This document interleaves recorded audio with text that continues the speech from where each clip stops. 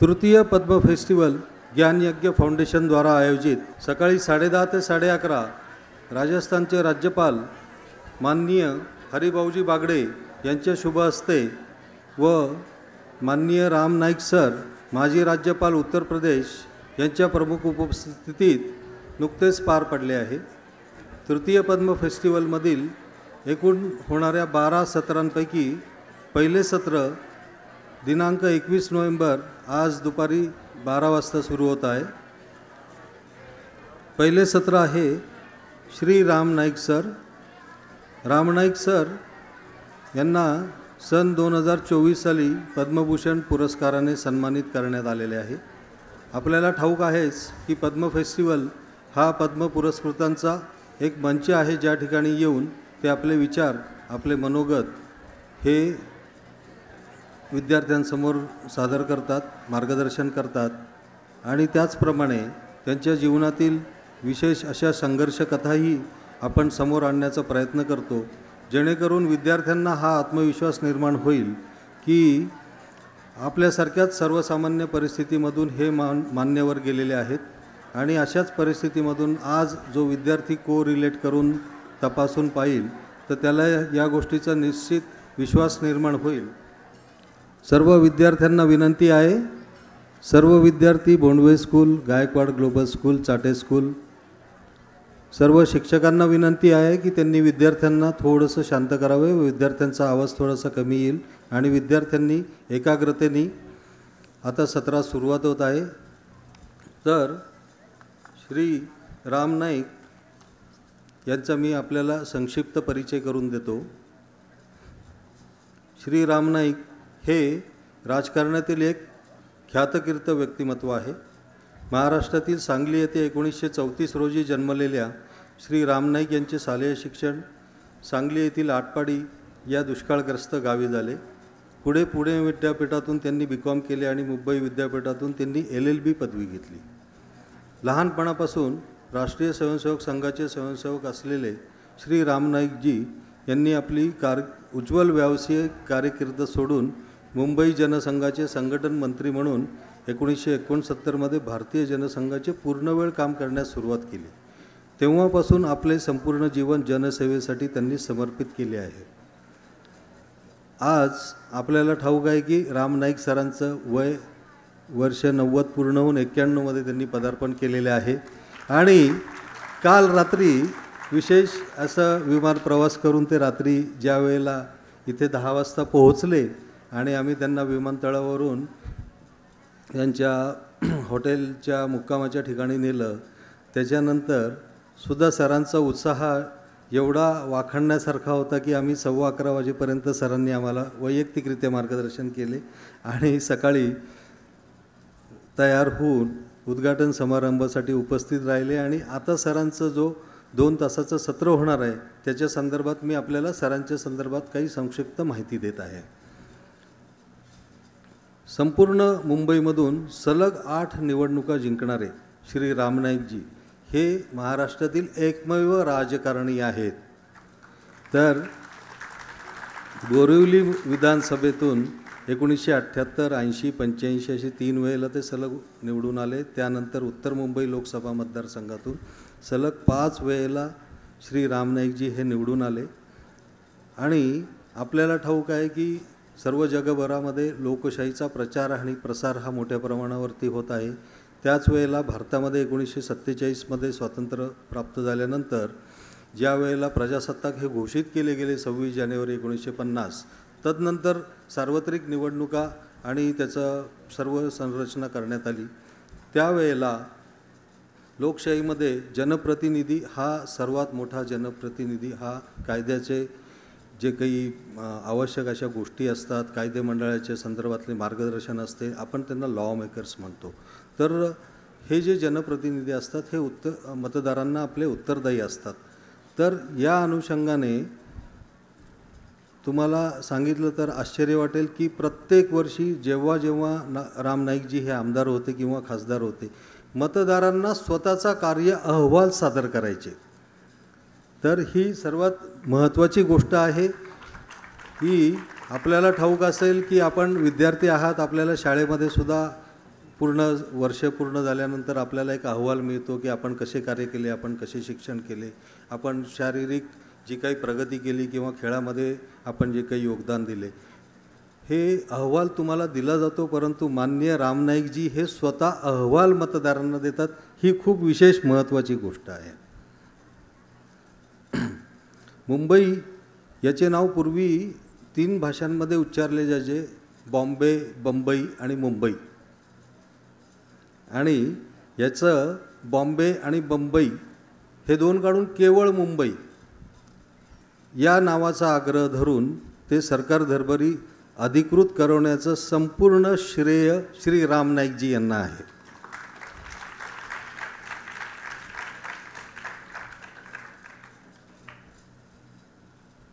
त्याच्यानंतरची एक महत्त्वाची गोष्ट म्हणजे श्री राम नाईकजी यांच्या विशेष प्रयत्नांमुळे संसदेमध्ये वंदे मातरम आणि जनगण मन ही म्हणण्याची परंपरा सुरू झाली.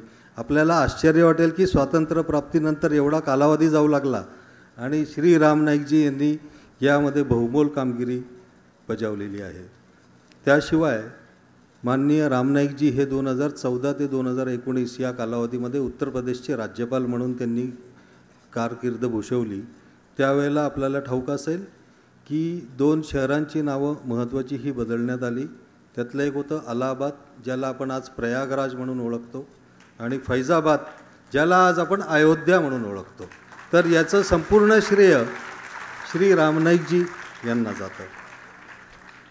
त्याचप्रमाणे लोकप्रतिनिधींना अधिक कार्याचा वाव मिळावा आणि मतदारांच्या प्रती जे काही आवश्यक असे सर्व कामे करण्यात यावी या संदर्भामध्ये त्यांनी विशेष पुढाकार घेऊन खासदार निधीच्या संदर्भामध्ये वाढीव रक्कम अंमलात आणण्यासाठी सुद्धा सरांनी खूप मोठे कार्य केले. नंतर मुंबईमध्ये रहिवासी असल्यामुळे व उत्तर मुंबई मतदारसंघाचे ते प्रतिनिधित्व करत असल्यामुळे त्यावेळेला उत्तर मुंबई मतदारसंघ हा बोरिवलीपासून वसई विरारपर्यंत हा असा एवढा लांब होता. तर त्यावेळेला महिलांना ज्या काही अडचणी येत होत्या रेल्वे प्रवासाच्या, लोकल प्रवासाच्या, या संदर्भामध्ये सुद्धा रेल्वे प्रवाशांची ओळख, मित्र अशी ओळख बनली. कारण की त्यांनी त्यावेळेला रेल्वेचे राज्यमंत्री बनल्यानंतर त्यांनी अनेक योजनांचं त्याच्यामध्ये अंतर्भाव केला. आता माननीय राम नाईकजी यांचं सत्र हे सुरू करण्याची मी अनुमती त्यांच्याकडून घेत आहे आणि त्यांच्यासोबत संवाद करण्यासाठी मंचावरती निर्लेप उद्योग समूह ही जी ओळख होती छत्रपती संभाजीनगरची, याचे संस्थापक श्री नानासाहेबजी भोगले यांची चिरंजीव श्री राम भोगलेजी आणि आपले सर्व आदर्श व्यक्तिमत्व, उद्योग क्षेत्रातले आघाडीचे आणि आपले प्रेरणास्थान श्री राम भोगलेजी यांचे मी मंचावरती स्वागत करतो. त्याचप्रमाणे ज्ञान यज्ञ फाउंडेशनच्या स्वयंसेविका व या पद्म फेस्टिवल संदर्भामध्ये संपूर्ण वर्षभर जे काही आवश्यक कार्य असते त्या संदर्भामध्ये बहुमोल योगदान देणाऱ्या सौ पद्मश्रीजी केंडेजी यांचे मी मंचावरती स्वागत करतो. आणि यानंतर पुढचे जे 2 तासांचे सत्र होणार आहे त्याच्यामध्ये माननीय रामभाऊजी नाईक असं त्यांना सर्व परिवारामध्ये ओळखलं जातं. मी त्यांना राम नाईक सरांना निमंत्रित करतो की आपण विद्यार्थ्यांना व आम्हाला सर्वांना मार्गदर्शन करावे व तदनंतर आपल्यासोबत पॅनलिस्टचा काही संवाद प्रश्नोत्तरं होतील. त्याचप्रमाणे विद्यार्थ्यांकडूनही काही प्रश्नांच्या संदर्भामध्ये शंका असतील तर मार्गदर्शनपर श्री राम नाईकजी आपल्याला उत्तरं देतील. तर मी श्री राम नाईक सर यांना निमंत्रित करतो की त्यांनी आपलं बहुमोल मार्गदर्शन आम्हाला द्यावे.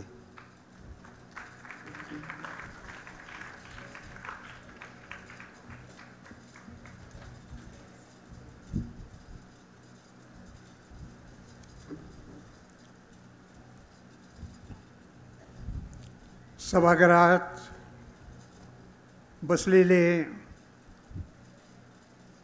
आणि या उत्सवासाठी विशेष आमंत्रित म्हणून आलेले सर्व पद्म पुरस्कार प्राप्त मान्यवर, माझा इंटरव्ह्यू घेण्यासाठी 2 मान्यवर आलेले आहेत. आता बघा तुम्ही ते कसे प्रश्न मला विचारतायत आणि मी काय उत्तरं देतो आहे. आणि या ठिकाणी आलेले पत्रकार मित्र, नागरिक बंधू आणि विद्यार्थी मित्रांनो, मला विषय जो दिलेला आहे तो विषय असा आहे की मी कसा घडलो. म्हणजे मी जीवनात जे जे काही केलेलं आहे ते कसं घडलं, त्याच्यासाठी काय काय तुम्हाला करावं लागलं, त्यात काय विशेष आहे, असं सांगण्याचा माझ्यासाठी विषय दिलेला आहे. आणि असा विषय सांगत असताना स्वाभाविकपणाने काल साऱ्या महाराष्ट्रात काय धमाल माजली होती. महाराष्ट्राची विधानसभेची निवडणूक झाली आणि आपण आज काय शांततेनं इथं ऐकायला बसलेले आहात. हॉलमध्ये असा कार्यक्रम असला म्हणजे आणि त्यात विद्यार्थी असले म्हणजे जरा बरं असतं. तर मैदानात बसून जर कार्यक्रम केला तर मग मैदानातले दगड किंवा एकाचा दुसऱ्याचा कान पकडायचा पूर्ण मागणं. पण मी पाहिलं पहिल्याच्यात सगळे विद्यार्थी फक्त टाळ्या वाजवायचंच काम करत होते. अशी दगडं बिगडं मारणं, एक देशाचं काहीतरी खेचणं असं काही केलं नाही. अशा मित्रांनो, तर यातनं मला आपल्याला जे सांगायचं आहे त्यासाठी मला ज्ञानयज्ञ फाउंडेशननं बोलावलं. त्याबद्दल मी त्यांना धन्यवाद देतो. आणि कामात अडचणी कशा येतात तर हा कार्यक्रम आपल्या इथं वंदे मातरम सभागृह जे आहे त्या सभागृहात व्हायचा होता. पण आपल्याला माहिती आहे की विधानसभेची निवडणूक, त्यामुळे विधानसभेच्या निवडणुकीसाठी स्टाफला बसायला, नंतर मतपेट्या येतील त्या सुरक्षित ठेवायला, कारण 23 तारखेला मतमोजणी आहे. त्यामुळं तर हॉल तिकडचा इकडे करावा लागला आणि असं करताना करणाऱ्यांची धावपळ होतेच. आणि मग कधीकधी सगळ्या श्रोत्यांना ते नीट पोचतं नाही पोचतं. पण अशा परिस्थितीत हा कार्यक्रम आयोजित केला उत्साहानं, त्याबद्दल.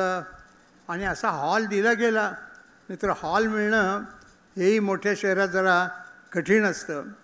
त्यामुळं मी विद्यापीठालाही धन्यवाद देतो. आता आपल्याला सांगितलं तर आश्चर्य वाटेल, कारण आपण ज्या वयाचे आहात त्या घटनेला त्याच्यानंतर तुमचा जन्म झालेला आहे. की हे जे विद्यापीठ आहे याचं नाव मराठवाडा विद्यापीठ होतं. तर त्याच्यामागे बाबासाहेब आंबेडकरांचं पण नाव लागलो पाहिजे अशा प्रकारचं एक आंदोलन मराठवाड्यात झालं. पण मराठवाड्याच्या बाहेरही, आणि मी मुंबईचा असल्यामुळं आणि माझ्या मुंबईचा परिचय आपल्याला करून दिला की 3दा आमदार, 5दा खासदार, मी मुंबईचा अध्यक्षही होतो. त्यामुळं तुमच्या विद्यापीठाला बाबासाहेब आंबेडकरांचंही नाव जोडलं पाहिजे यासाठी सत्याग्रह करण्यासाठी आम्ही जे गेलो होतो सर्वजण, त्यात मीही होतो. त्यामुळं तुमच्या विद्यापीठाशी माझाही असा थोडा संबंध आहे. आणखीन एक, तुम्ही विद्यार्थी आहात म्हणून स्पेलिंगच्या बद्दल आपल्याला इंग्रजी असू द्या मराठी असू द्या खूप काळजी घ्या असं सांगितलं जातं. तर बाबासाहेब आंबेडकरांचं नाव जे रेकॉर्डवरचं नाव आहे ते असं आहे की भीमराव रामजी आंबेडकर. पण उत्तर प्रदेशामध्ये त्यांचं नाव सगळीकडं डॉक्टर भीमराव, म्हणजे हे दोन शब्द, आणि आंबेडकरच्या ऐवजी आंबेडकर असं चाललं, वर्षानुवर्ष चालू होतं. मी राज्यपाल म्हणून तिथं गेलो आणि विद्यापीठाचे तिथल्या माझ्याकडे कार्यक्रमासाठी बोलवायला आले निमंत्रण घेऊन. मी त्यांना म्हणालो, तुम्ही त्या कॉलेजचे कुलगुरूच म्हणतो ना आपण, कारण तिकडं कुलपती म्हणतात, तुम्ही आहात, तर तुम्हाला तुमच्या विद्यापीठाचं पण नाव बरोबर लिहिता येत नाही. ते म्हणले नाही बरोबर आहे, बघावं. मग मी त्यांना सांगितलं की हे नाव बरोबर नाही आहे, त्यांचं नाव आहे भीमराव, म्हणजे एक शब्द आहे. मग त्यांच्या वडिलांचं नाव आहे रामजी आणि मग त्यांचं आडनाव आहे आंबेडकर नाही, आंबा. ते म्हणाले आम्हाला माहितीच नव्हतं. मग आम्हाला पटवून द्या.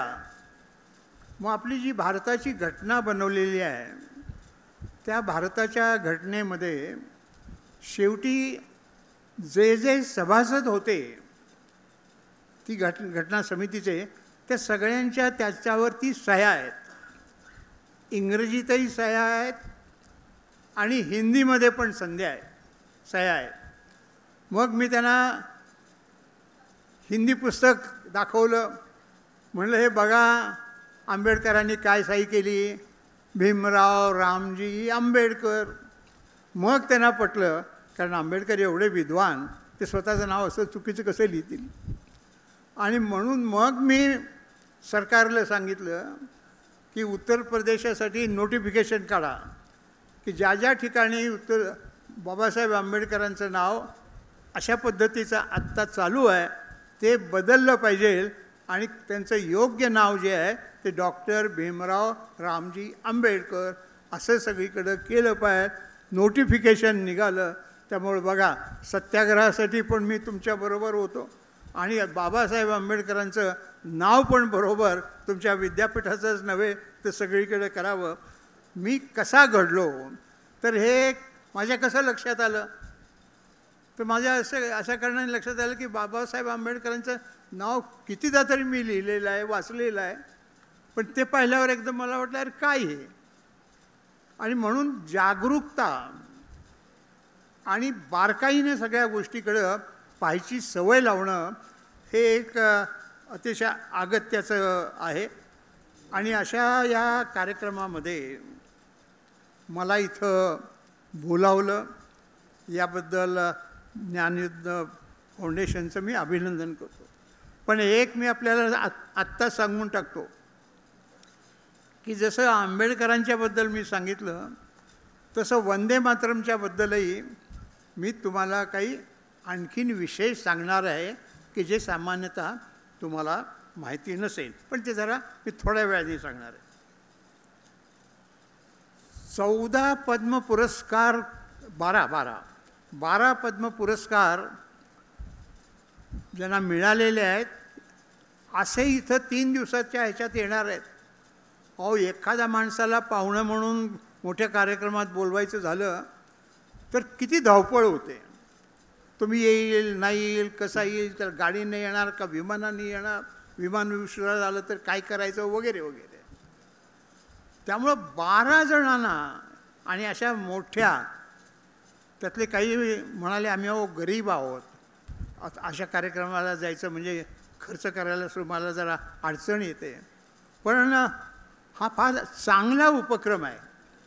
आणि मी तर असं म्हणेन की या ठिकाणी हा जो कार्यक्रम चाललेला आहे ज्ञानयज्ञ, असे कार्यक्रम निदान प्रत्येक जिल्ह्यात व्हावेत आणि कुणा ना कुणा आपल्या जिल्ह्यातल्या चांगल्या लोकांचा सामूहिकपणानं सत्कार करावा. असं जर केलं तर निश्चितपणानं महाराष्ट्रात एक नवा उपक्रम सुरू होईल असं मला वाटतं आणि असा प्रयत्न मंडळांनी करावा अशी माझी विनंती आहे. मी आता जो एवढा मोठा झालो, केवढा मोठा झालो ते आपल्याला कळलेलं आहे. मी कॉलेजात शिकत होतो आणि कॉलेजात शिकत असताना पुण्याला बृहन महाराष्ट्र कॉलेज ऑफ कॉमर्समध्ये मी कॉमर्सचं शिक्षण घेत होतो. आमच्या वेळेला म्हणजे मी 1950मध्ये कॉलेजमध्ये गेलो, तर त्यावेळेला सबंध महाराष्ट्रात फक्त 3 कॉमर्स कॉलेजेस होते, फक्त 3. आता बहुतेक तालुक्याच्या ठिकाणी कॉमर्स कॉलेजेस निघालेली आहे. त्यामुळं आपला शैक्षणिक पसारा कसा वाढलेला आहे हे आपल्याला लक्षात येईल. आणि पुणे हे विद्येचं माहेरघर म्हणून मानलं जातं. तिथं 2 भाषणं मी ऐकली, म्हणजे भाषणं अनेक ऐकली, पण ज्यांच्या भाषणाचा माझ्यावरती परिणाम झाला त्यांची मी माहिती देणार आहे. त्यातलं पहिलं नाव आहे वीर विनायक दामोदर सावरकर. अत्यंत प्रभावी असे ते वक्ते होते.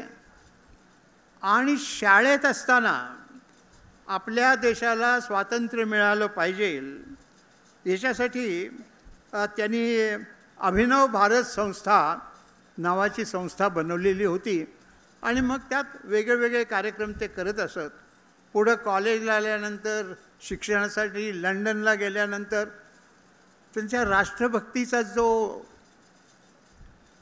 आग आहे ती अतिशय नियंत्रित असं करत करत त्यांनी खूप नाव कमवलं.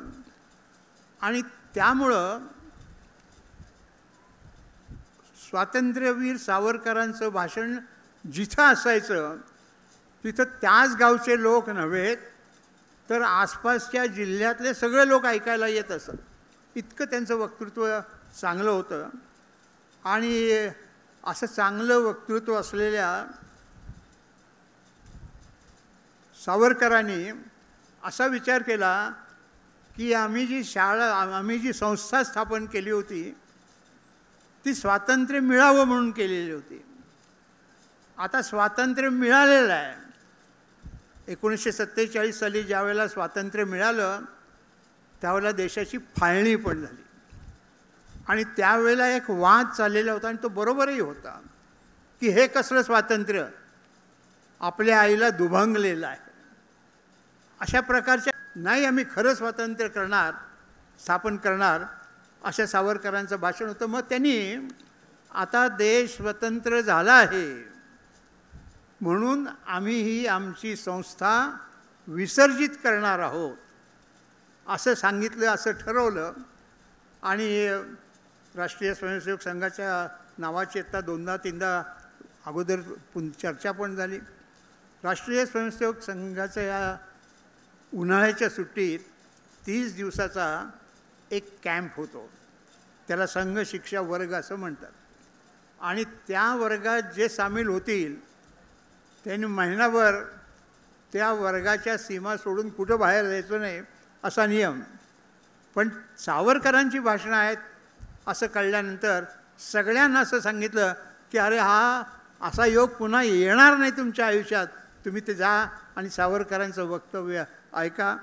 आणि माझ्या आयुष्यात सावरकरांचा त्यामुळं खूपच अनेक वाचलं, परंतु त्यांचं जे वक्तृत्व होतं आणि त्यांचं जे काम होतं त्याच्याबद्दलचा आदर आणि त्याचा एक परिणाम, देशासाठी आपण काहीतरी केलं पाहिजे असा एक मनोभाव निर्माण व्हायला फायदा झाला.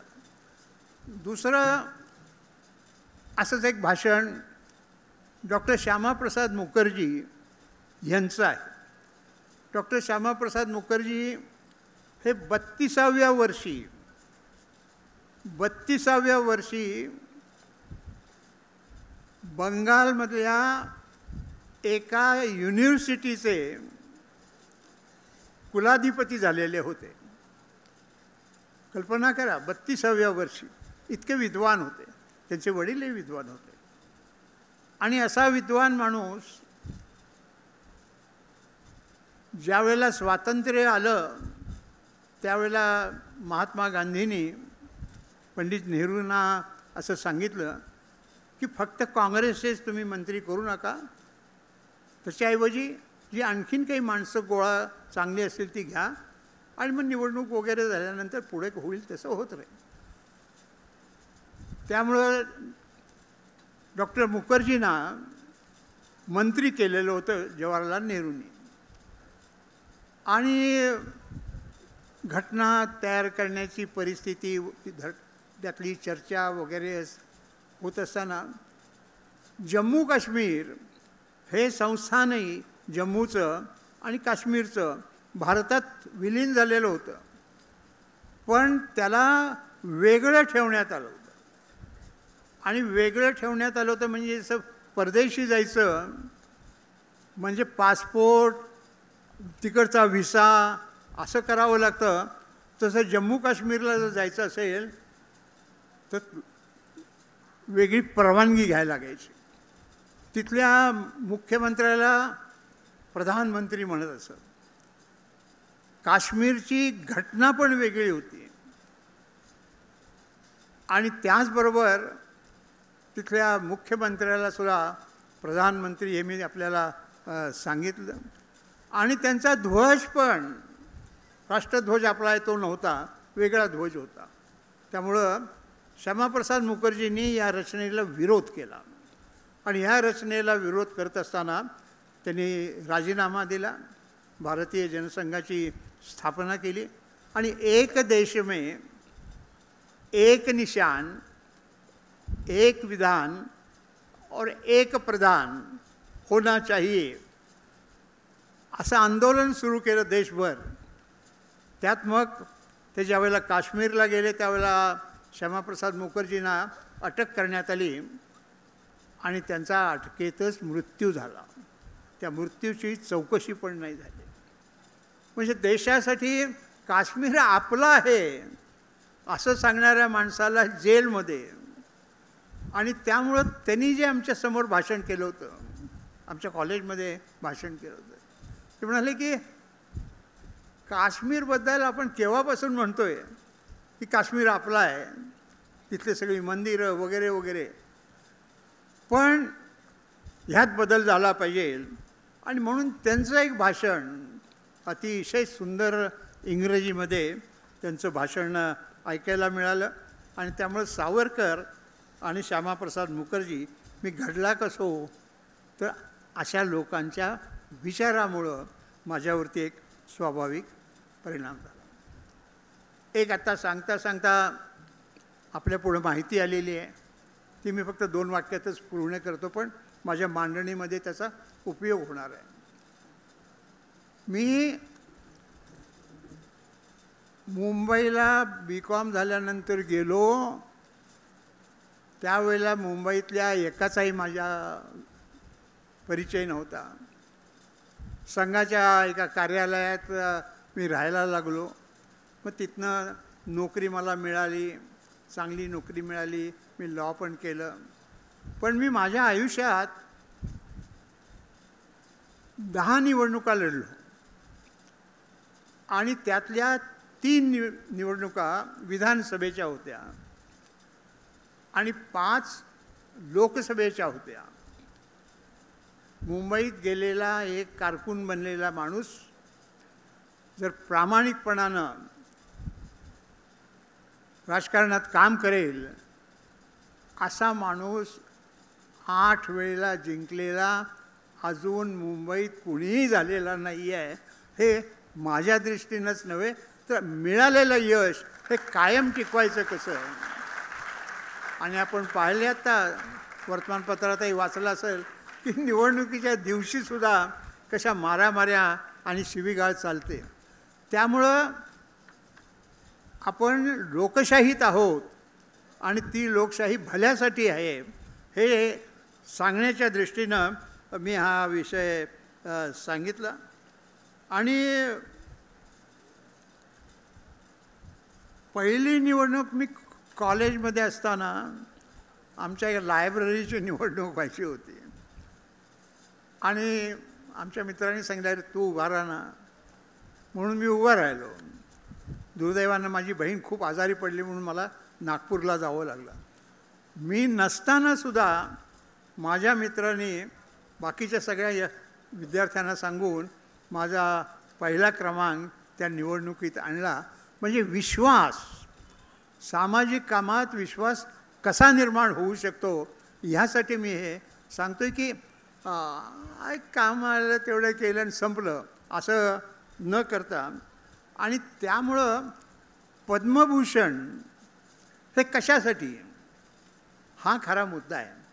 हे भारत सरकारने जे पद्मभूषण, पद्मश्री, पद्मभूषण आणि भारतरत्न हे जे दिलं ते कशासाठी की ज्या माणसाने आपल्या आयुष्यामध्ये काहीतरी केलं आहे आणि त्यासाठी मी जे काही काम आयुष्यभर केलं, आणि आयुष्यभर म्हणजे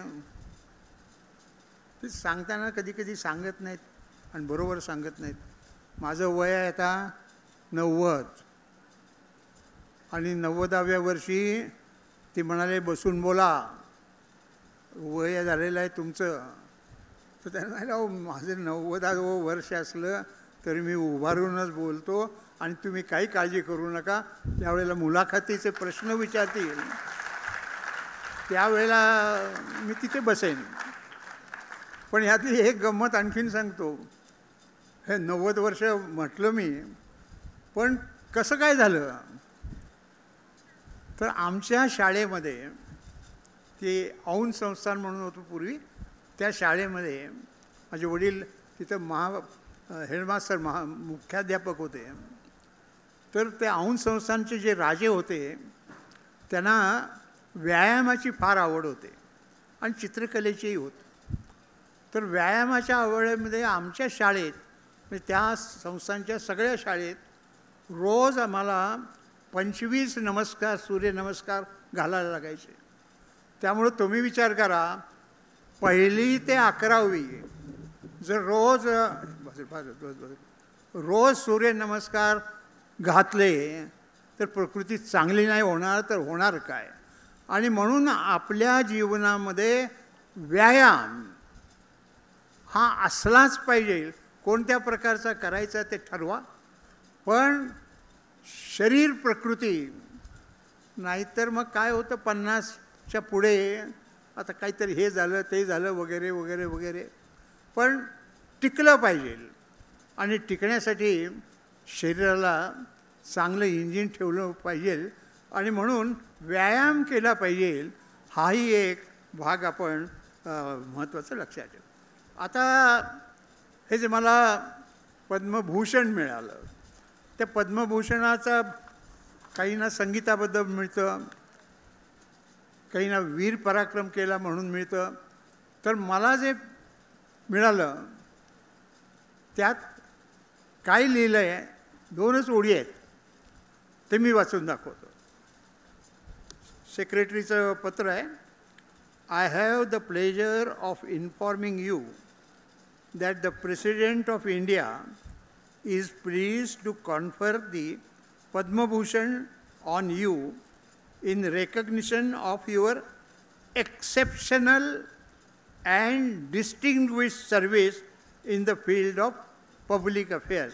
सामाजिक कामामध्ये जे आपण काम केलं आणि अपवादात्मक केलं आणि ते फार मोठेपणाचं काम होतं असं जे केलं त्याबद्दल तुम्हाला हे पद्मचं दिलं जात आहे.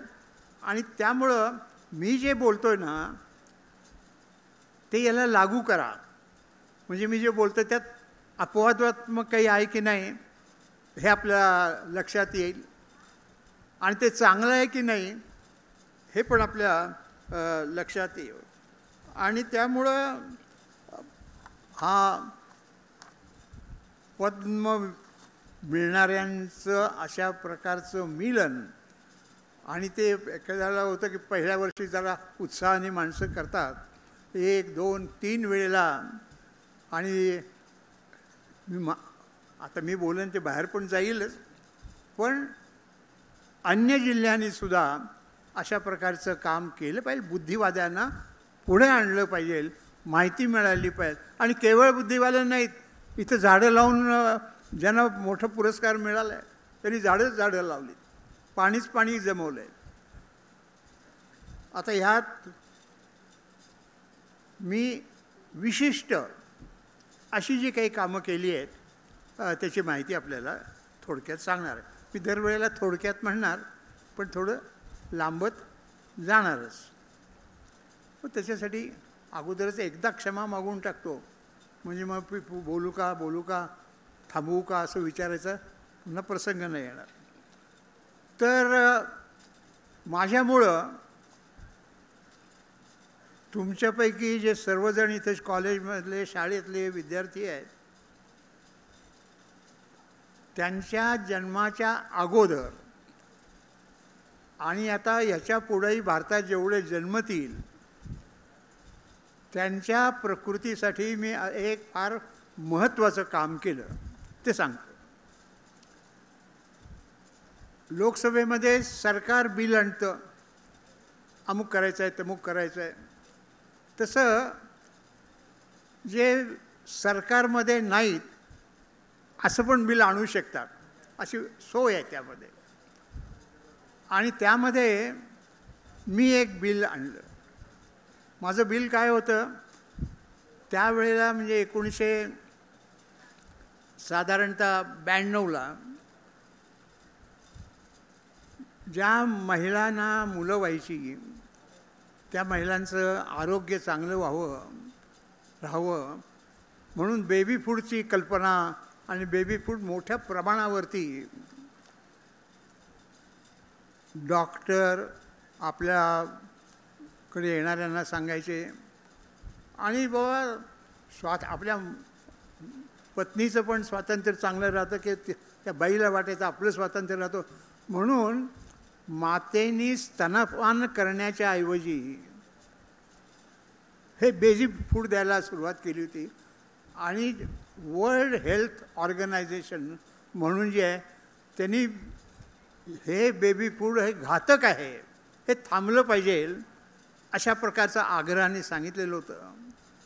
तर विरोधी पक्षात असताना मी जे बिल मांडलं लोकसभेत ते लोकसभेने सरकारने मंजूर केलं आणि त्यामुळं त्या जाहिराती थांबल्या.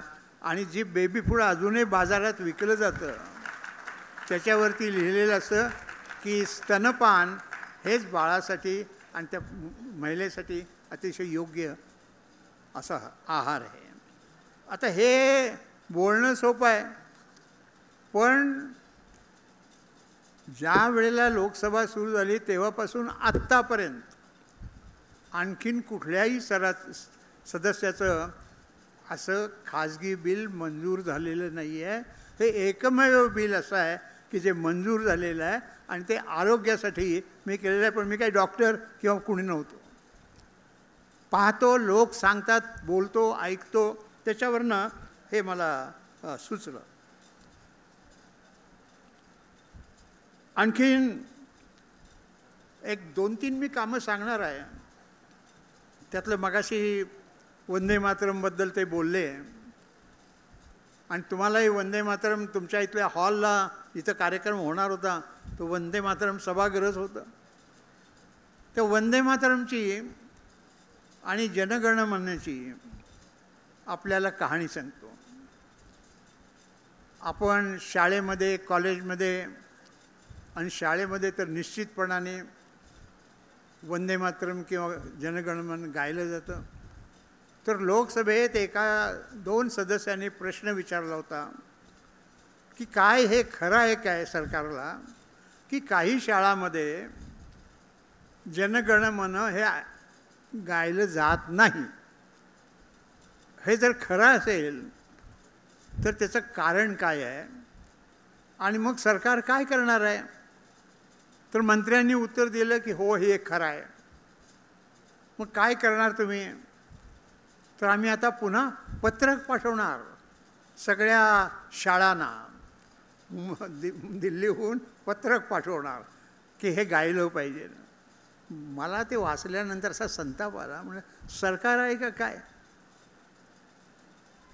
आणि म्हणून मी सांगितलं की हे गायलं गेलं पाहिजे. आणि तुमच्यापैकी काही जणांना माहिती म्हणून सांगतो, आपलं राष्ट्रगीत जनगणमन आहे. पण त्यावेळेला अनेकांनी असं सुचवलं होतं घटना समितीमध्ये की आपलं वंदे मातरम हे राष्ट्रगीत व्हावं, कारण स्वातंत्र्यासाठी जो लढा झाला त्यात सगळीकडे वंदे मातरम वंदे मातरम वंदे मातरम हा आवाज येत असे. मग त्यावेळेचे जे अध्यक्ष होते बिहारचे बाबूजी, त्यांनी सांगितलं की पंतप्रधान म्हणतायत जनगणमन करूया, काहींचं म्हणणं आहे की वंदे मातरम करूया, पंतप्रधानांची जी सूचना आहे ती आपण मान्य करूया, पण वंदे मातरमला सुद्धा तेवढंच महत्त्व दिलं जाईल राष्ट्रगीता एवढं. पण सरकार ते देत नव्हतं. 1950 साली आपण घटना स्वीकारली आणि हा जो प्रश्न आहे, हा जो प्रश्न मी उपस्थित केला, तो प्रश्न उपस्थित केला 1991 मध्ये. आणि मग त्याच्यावरती चर्चा झाली आणि चर्चा झाल्यानंतर सगळ्यांनी याला पाठिंबा दिला. मंत्री होते ते फार हुशार होते. ते मंत्री म्हणाले की आम्हाला सुद्धा ही कल्पना मान्य आहे, पण अध्यक्ष महाराज हा प्रश्न तुमच्यासाठी आहे. ह्या सभागृहात जनगणमन आणि वंदे मातरम म्हटलं पाहिजे अशी यांची सूचना आहे, तर अध्यक्ष महाराज तुम्ही ठरवा. म्हणजे आपली जबाबदारी पास ठेवून दिली. अध्यक्ष महाराज म्हणाले मी ठीक आहे बघतो. आपले शिवराज पाटील तेच त्यावेळेला अध्यक्ष होते.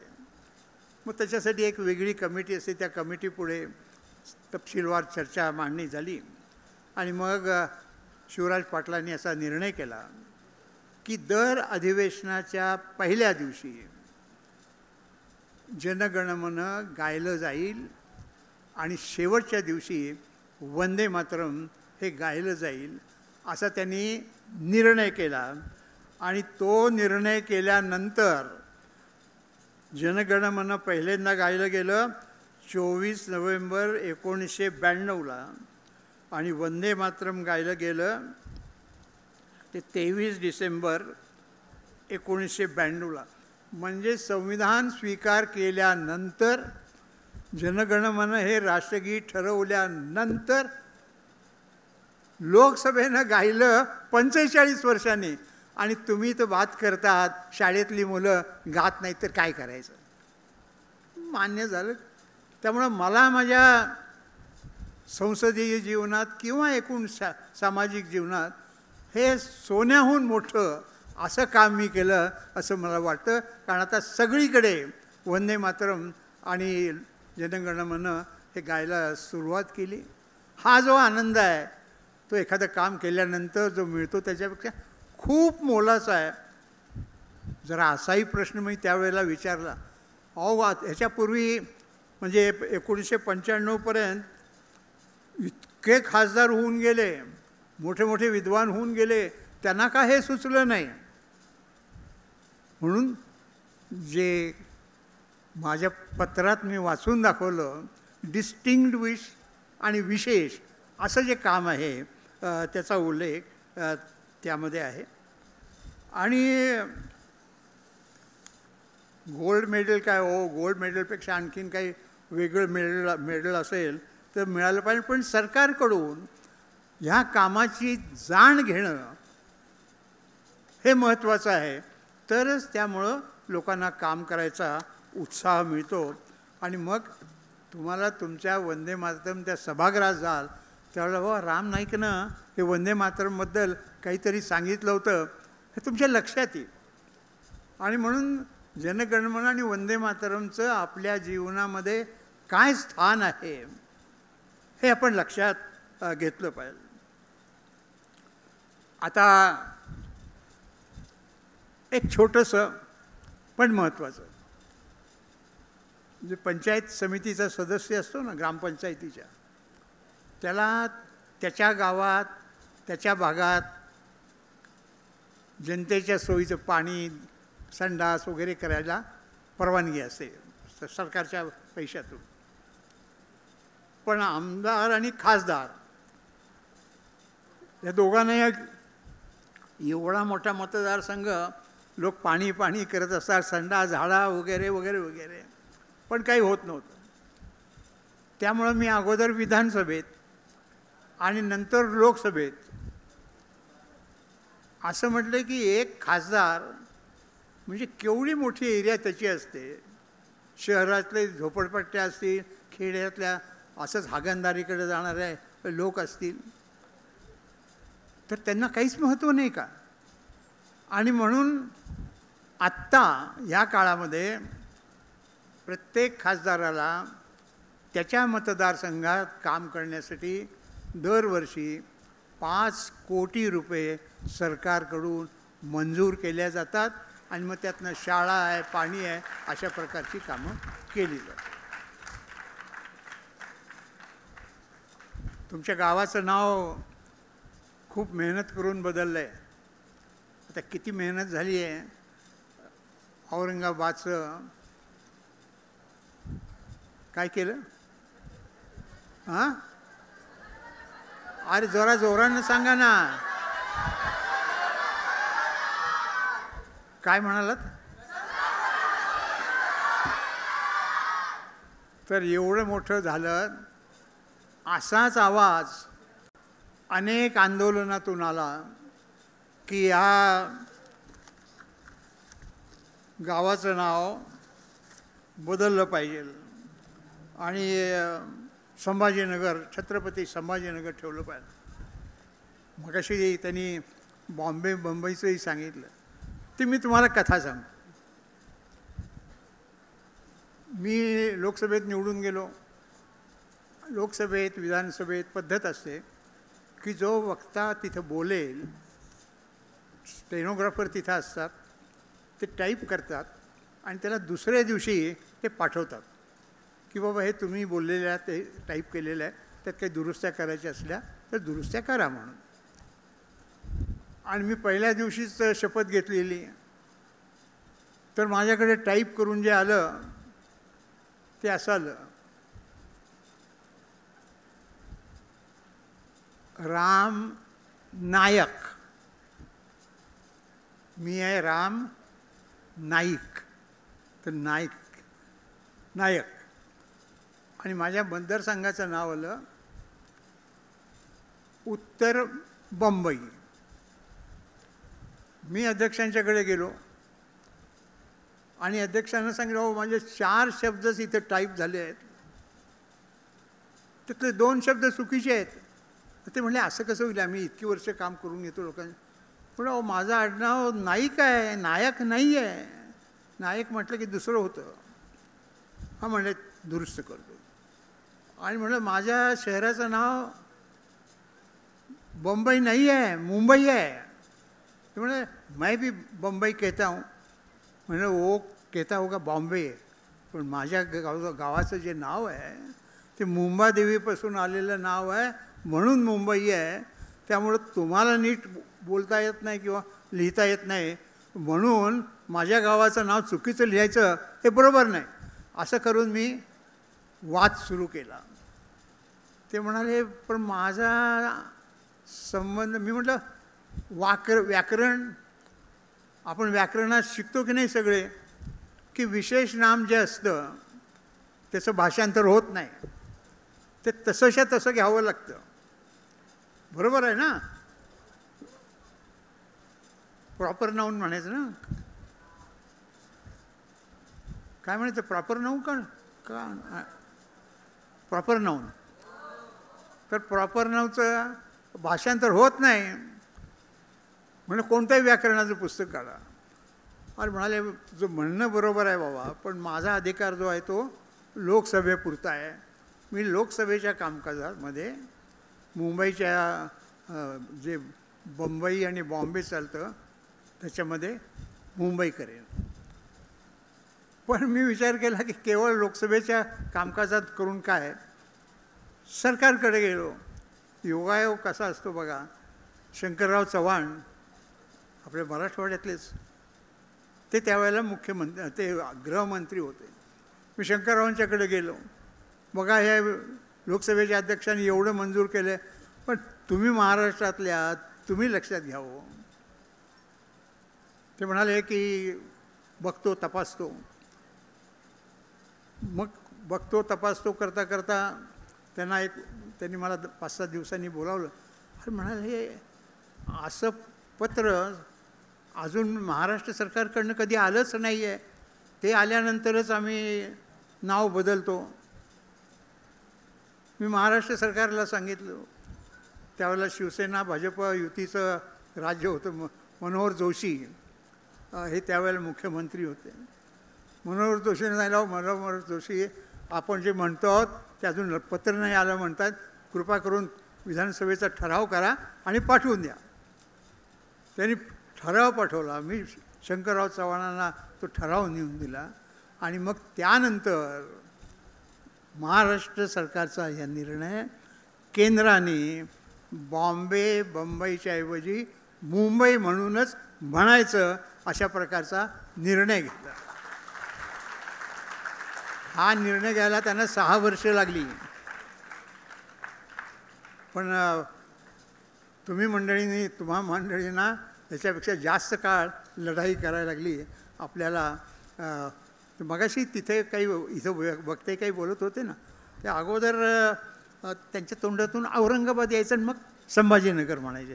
तुम्ही मगाशी जर ऐकलेलं नीट लक्ष असेल तर असं होत असतं, कारण सवय लागलेली असते. पण एखादं काम आपण हातात घेतलं की ते पूर्ण करायचं, याच्यासाठी जी जिद्द लागते ती जिद्द ह्या वयात निर्माण करायची. आणि तसं केलं तर मग आपल्या सर्वांची चांगल्या पद्धतीची प्रगती होऊ शकते. कंटाळा आला का आणखीन 2 मिनिटं चालेल ना?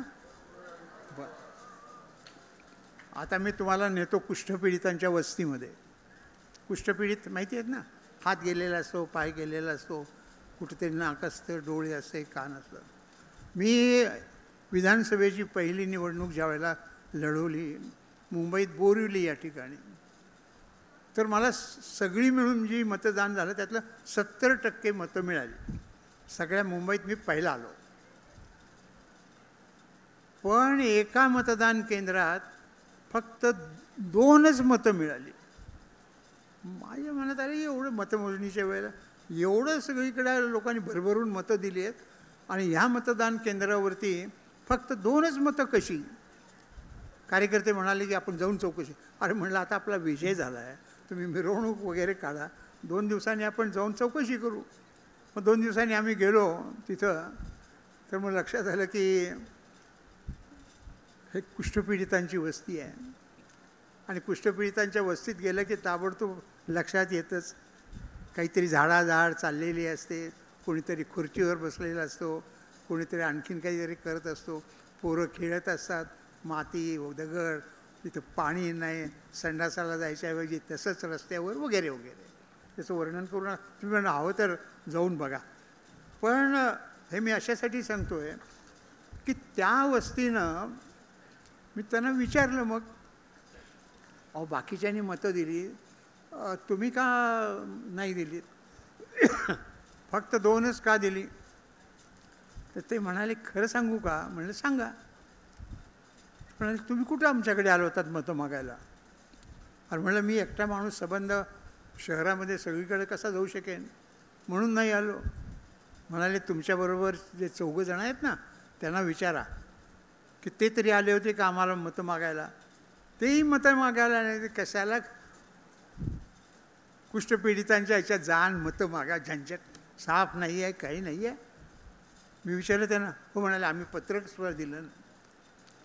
मग एका दुसऱ्या पक्षाचं, नाव घेत नाही पक्षाचं, दुसऱ्या पक्षाच्या माणसाने तिथं जाऊन प्रचार केला होता. अहो हा राम नाईक आहे ना, त्याला मतं देऊ नका. मतं का नका देऊ? तर ज्याचा कौतुकानं आपण उल्लेख करतोय तो RSSचा कार्यकर्ता आहे. आणि शिवाय जनसंघ, त्यावेळेला जनसंघ होता, त्यावेळेस शिवाय जनसंघाचा आहे. तो आला तर तो काही तुम्हाला भीक मागू देणार नाही. भीक मागणं हा गुन्हा आहे. किंवा तुम्ही दारू काढता इथे आणि मग ती गावात विकायला जाते, ती बेकायदेशीर असते, पण तुम्ही जरा पोलिसांना इकडे तिकडे करून करता, पण हा राम नाईक आला ना तर तो दारू पण गाळू देणार नाही, तुम्हाला कोणी काम पण देत नाही, मग तुम्ही भुके मराल. भुके मरायचं असेल तर द्या राम नाईकाला मतं, नाहीतर आम्हाला द्या. त्यामुळे तिथं त्यांना मतं मिळाली आणि मला 2च मतं मिळाली. पण तो जो 2 मतांचा निर्णय आहे हा माझ्या हृदयाला लागला आणि मी म्हणलं यांची परिस्थिती मी सुधारेन. आणि अशी परिस्थिती सुधारण्यासाठी झोपडपट्टीत काय काय करायला लागतं आपण हे पाहिलेलं असेल. असं करता करता मुंबईमधल्या अनेक झोपडपट्ट्यामध्ये माझ्यामार्फत संडास, पाणी, वीज असं द्यायला सुरुवात झाली. मग मुंबईत सुरू झालं तर मग ठाण्यात आहे, बाकीच्या ठिकाणी जिथं जिथं कुष्ठपीडित राहतात ते माझ्याकडे यायला लागले, आम्हाला ही सोय करून द्या. माझ्याकडे तर काही पैसे नाही, पण सरकारच्या व्यवस्थेतनंच मी हे करून घेत असेल.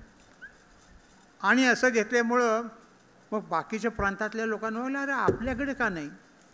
मग असं करता करता पार्लमेंटमध्ये एक महत्त्वाची बाब असते की ज्या वेळेला सरकारला सांगूनही सरकार काही करत नाही तर मग काय करायचं.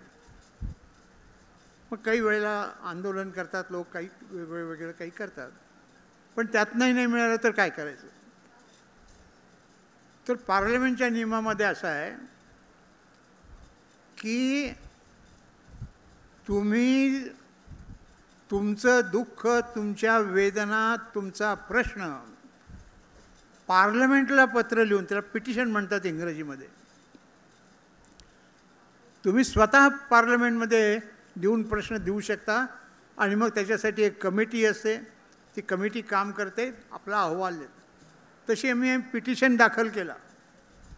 पिटिशन दाखल केल्यानंतर पिटिशन कमिटीने वेगवेगळ्या राज्यामध्ये जाऊन सगळी माहिती आणली आणि शिफारस केली की जर ही माणसं जगायला हवी असतील तर त्यांना महिन्याला 2,000 रुपये भोजन भत्ता दिला पाहिजे. काही सरकारांनी, राज्यांनी मान्य केलं, काही नाही केलं. आता मी उत्तर प्रदेशचा राज्यपाल होतो. मी उत्तर प्रदेशच्या सरकार, ते जनसंघाचं सरकार नव्हतं त्यावेळेला किंवा भाजपचं, ते होतं समाजवादी पक्षाचं. त्यांना मी सांगितलं.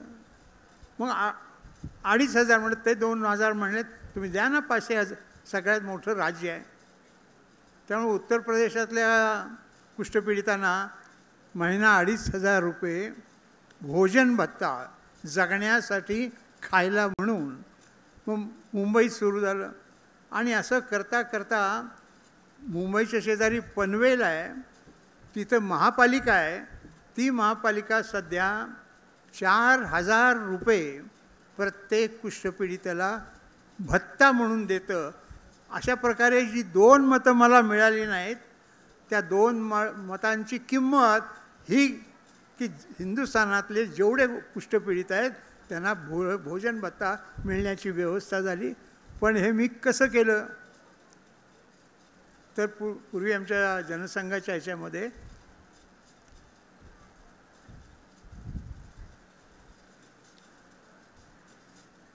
नाव विसरलो, पंडित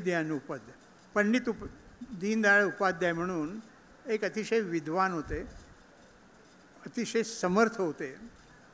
आणि त्यांनी आम्हाला राजकारणात काम करायचं म्हणजे काय, राजकारणात काम करायचं म्हणजे जे सगळ्यात गरीब असतील त्यांच्यासाठी आपल्याला काम करायचं आहे. आता हे कुष्ठपीडित तर जे गरीब असतात त्यांच्यापेक्षाही खालच्या शिडीवरती आहेत. आणि म्हणून त्या 2 न मिळालेल्या मताची किंमत मी सगळ्या देशातल्या कुष्ठपीडितांना मदत मिळवून देण्यासाठी यशस्वी झालो. म्हणून त्यातलं जे वैशिष्ट्य आहे की आपण काही प्रश्न दिसल्यानंतर तो सोडवायचा प्रयत्न केला पाहिजे. आणि हा अंत्योदयाचा एवढा महत्त्वाचा प्रश्न संपू शकलो. आता आणखीन काही बोलणं टाळ्या वाजताय, त्याचा अर्थ थांबवायचं की चालू ठेवायचं? बरं ठीक आहे, मी सगळं हे विरोधी पक्षात असताना केलं. पण दोन बाबी तुम्हाला, मी मंत्री असताना खूप माणसं कामं करतात, मी केलं. पण दोन सांगतो की तुमच्या जीवाला लागतील ती बघा केलेली कामं. पहिलं काम असं आहे की कारगिलबरोबर पाकिस्तानमध्ये आपली लढाई झाली आणि त्या लढाईमध्ये एकूण 493 आपले सैनिक आणि अधिकारी हे हुतात्मे झाले. जिंकलो आपण, पण कल्पना करा 493 अधिकारी आणि सैनिक. कॅबिनेटची मीटिंग होती. जॉर्ज फर्नांडिस त्यावेळेला संरक्षण खात्याचे मंत्री होते. त्यांनी सांगितलं की काल संध्याकाळी पाकिस्तानने शरणागती स्वीकारलेली आहे आणि आम्ही आता ज्यांचे हे असे गेलेले आहेत त्यांच्यासाठी पेन्शन वगैरे द्यायचा प्रारंभ करू. अटल बिहारी हे व्यक्तिमत्वच असं होतं की त्यांनी विचारलं, बाबा हे सरकारी काम करणार आहेत, पण आणखीन काही कोणाची सूचना आहे का? मी हात वर केला, म्हणजे बोला रामभाऊ आपका क्या है? तर मी त्यांना सांगितलं, मी पेट्रोलियमचा मंत्री आहे. माझ्या अधिकाराखाली 10 मोठ्या पेट्रोलियम कंपनीज आहेत.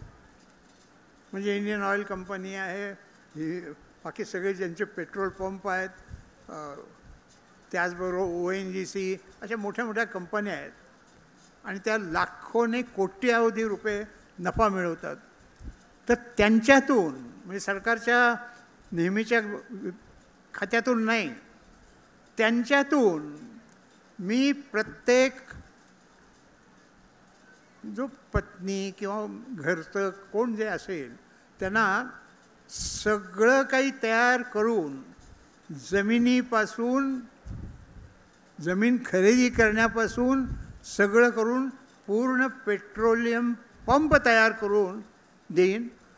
आणि ज्याला गॅस पाहिजे, एजन्सी पाहिजे असेल त्याला 25 ते 30 लाख रुपये खर्च येतात, ते करून देईन.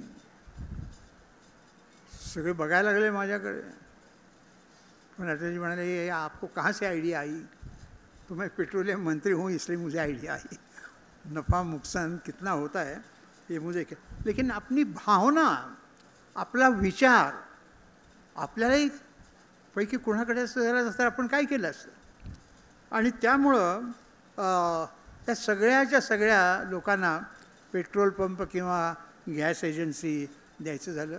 मी कृतकृत्य झालो, कारण त्यांना पेट्रोल पंप गॅस एजन्सी देणं, तर त्याच्याबरोबर आणखीन 10 जणांना काम मिळतं आणि त्याचा एक आनंद जो होता तो मिळाला.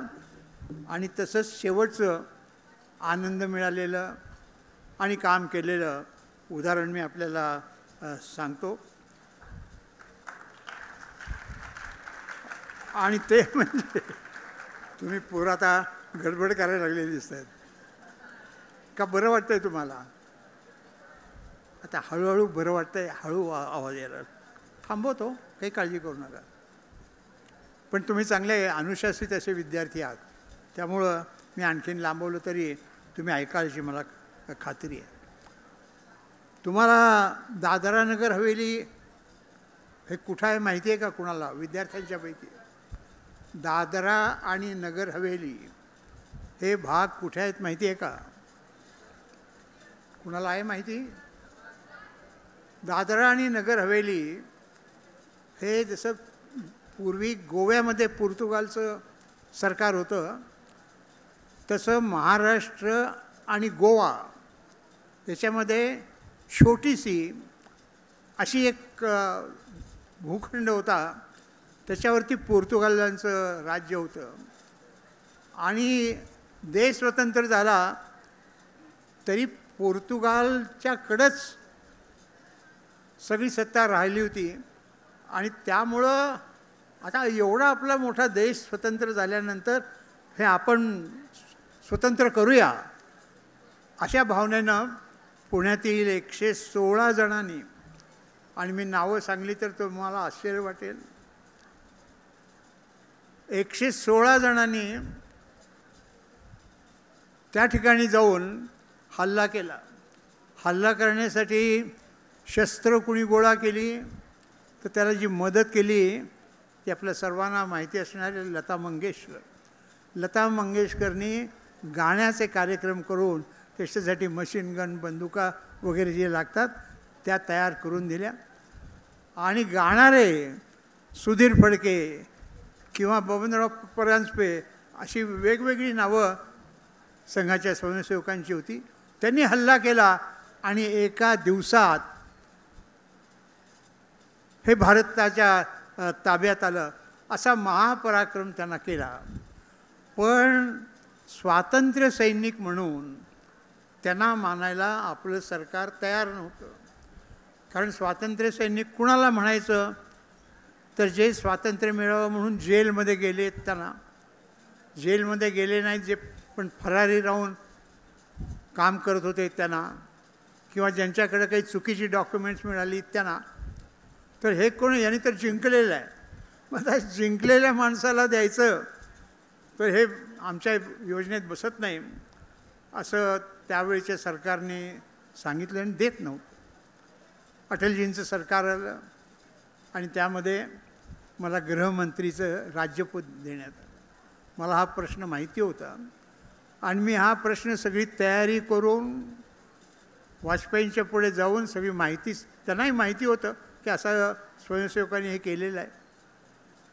मग ह्या सगळ्यांना त्यांचं म्हणणं होतं की आम्हाला पैसे नको आहे, स्वातंत्र्य सैनिक म्हणून मान्यता पाहिजे द्यायचा निर्णय झाला. आणि आज त्यापैकी फक्त 6 जणच जिवंत आहेत. पण सगळे 93च्या 93 लोक ज्या वेळेला हा निर्णय झाला त्यावेळेला त्यांना मुंबईला आपलं दिल्लीला बोलवायच्या ऐवजी मीच अडवाणीजींना, कारण ते गृहमंत्री होते, असं सांगितलं की आपणच पुण्यात कार्यक्रम घेऊया. तो पुण्यात कार्यक्रम झाला आणि म्हणून अशी अनेक कामं करण्याचा एक मला लाभ मिळाला आणि तो लाभ आपल्यापुढं सांगण्याचा प्रयत्न केलेला आहे. एक तरी पण 2 छोटे पॉईंट आहेत, तेवढी परवानगी द्या. असं आहे की मी हे जे काम केलं त्याच्यावरती एक पुस्तक लिहिलेलं आहे. त्या पुस्तकाचं नाव आहे शरैवेती शरैवेती, चालत राहा चालत राहा. हे आयुष्यात चालत राहत असताना काय काम केलं ते. त्या पुस्तकाची 16 भाषामध्ये त्याचा अनुवाद झालेला आहे, भाषांतर झालेलं आहे. आपल्यापैकी बहुतेक कुणाला तसं पोचलं नसेल, मला माहिती नाही. पण काही जणांनी जे प्राऊड होते त्यांनी मला काल आल्यावर सांगितलं की आमच्याकडे आलेलं होतं. तर त्या पुस्तकात माझ्या आयुष्यभराच्या गोष्टी सांगितलेल्या आहेत. त्या तुम्हाला जर सवड मिळाली तर त्या तुम्ही जरूर वाचा. आणि खऱ्या अर्थानं आता शेवटचा मी तुम्हाला एक मंत्र सांगणार आहे. आणि तो मंत्र म्हणजे माझा नाही आहे. मी BCom झालो हे तुम्हाला सांगितलं होतं. आमच्या वेळेला BComची महाराष्ट्रात 3च कॉलेजेस होती, तेही सांगितलं होतं. तर आमच्या कॉलेजला जे अकाउंटन्सी आणि ऑडिटिंग आम्हाला शिकवायला यायचे ते मुंबईहून येत असत. कारण पुण्यात चार्टर्ड अकाउंटंट शिकवायला येणार असं कोणी मिळत नव्हता. आठवड्यातनं 2 दिवस शिकवायला यायचे. आणि त्यांनी 4 वर्ष आम्हाला शिकवलं अकाउंटन्सी ऑडिटिंग. आणि शेवटच्या दिवशी म्हणाले, शेवटच्या पिरियडमध्ये, आता तुम्ही परीक्षा देऊन पास व्हाल, चांगलं काम करा, पण मी तुम्हाला माझा गुरुमंत्र देतो. तो गुरुमंत्र जर तुम्ही व्यवहारात आणाल तर तुमची जीवनात प्रगती होऊ शकेल. आणि म्हणून तुम्हाला मी आज अकाउंटन्सीचं जेवढं शिकवायचं आहे तेवढं शिकवलेलं आहे. माझे 4 मंत्र ऐका. त्यातला पहिला मंत्र, आणि हे सगळ्यांनी आपल्याला आवडलं तर करण्यासारखं आहे. म्हणजे विद्यार्थ्यांनीच फक्त करायला पाहिलं असं नाही, मोठे माणसंसुद्धा करू शकतात. पहिला जो प्रयत्न तो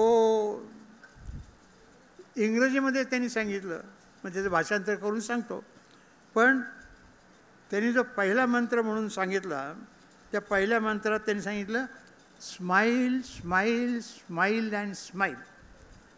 तुम्ही हसत राहा. तुम्ही जर हसत राहिलात तर स्वाभाविकपणानं तुमचे मित्र वाढतील, तुमच्याशी बोलायला येतील. जो बोलता राहतो आणि चांगलं बोलता राहतो त्याच्याकडं स्वाभाविकपणे आकर्षण होतं. त्याची, त्याला इंग्रजीमध्ये पर्सनॅलिटी म्हणतात किंवा व्यक्तिमत्व होतं. त्याच्या व्यक्तिमत्वात विकास होतो. दुसरा मंत्र त्यांनी जो सांगितला की ॲप्रिशिएट ॲप्रिशिएट अँड ॲप्रिशिएट, म्हणजे कौतुक करा. तुमच्या समोर कोणी चांगलं काम केलं तर आपण कौतुक केलं पाहिजे. आणि ते कौतुक लहान माणसाचंच केलं पाहिजे आणि मोठ्या माणसाचंच केलं पाहिजे असं नाही आहे. अहो, हा लाऊडस्पीकर काम करतोय, हा लाऊडस्पीकर नीट चालला आहे की नाही बघण्याचं काम एक 3ऱ्या श्रेणीचाच अधिकारी करत असेल. पण एवढ्या मोठ्या तुमच्यासमोर हा लाऊडस्पीकर बंद न होता मला बोलायला मिळालं तर मी त्या लाऊडस्पीकरचं वाल्याचं कौतुक केलं पाहिजे की नाही, बाबा तू लाऊडस्पीकरचं काम चांगलं कर. त्यामुळे जे कोणी चांगलं काम करतील असं तुम्हाला लक्षात येईल, त्याची नेहमी दखल घेत जा. अहो, आता भूक लागली असेल, घरी जाल, घरी गेल्यानंतर जेवाल आणि एखाद्या वेळेला आईने भजी केली असतील, भजी तुम्ही भजीच म्हणता ना, हां हां, तोंडाला पाणी आलं, तर भजी केली असतील आणि ती पहिलं भजं तुम्ही खाल्लत आणि मग आईला म्हणाल आई आज भजी मस्त झाली आहेत, तर त्या आईला सुद्धा तुमचं कौतुक वाटेल की पोराला आता समजायला लागलेलं आहे की चांगलं काही असेल तर चांगलं म्हटलं पाहिजे. त्यामुळं आपल्याला काही चांगलं दिसलं तर त्याची दखल घेतली पाहिजे. मग तो तुमच्या बरोबरीचा असू द्या, मागचा असू द्या, पुढचा असू द्या, सहजपणानं तुमच्याकडे लोक आकर्षित होऊ शकतात. ह्यालाच पर्सनॅलिटी म्हणतात. व्यक्तिमत्व म्हणजे ते काही कागदावरती लिहायचं नव्हतं. आणि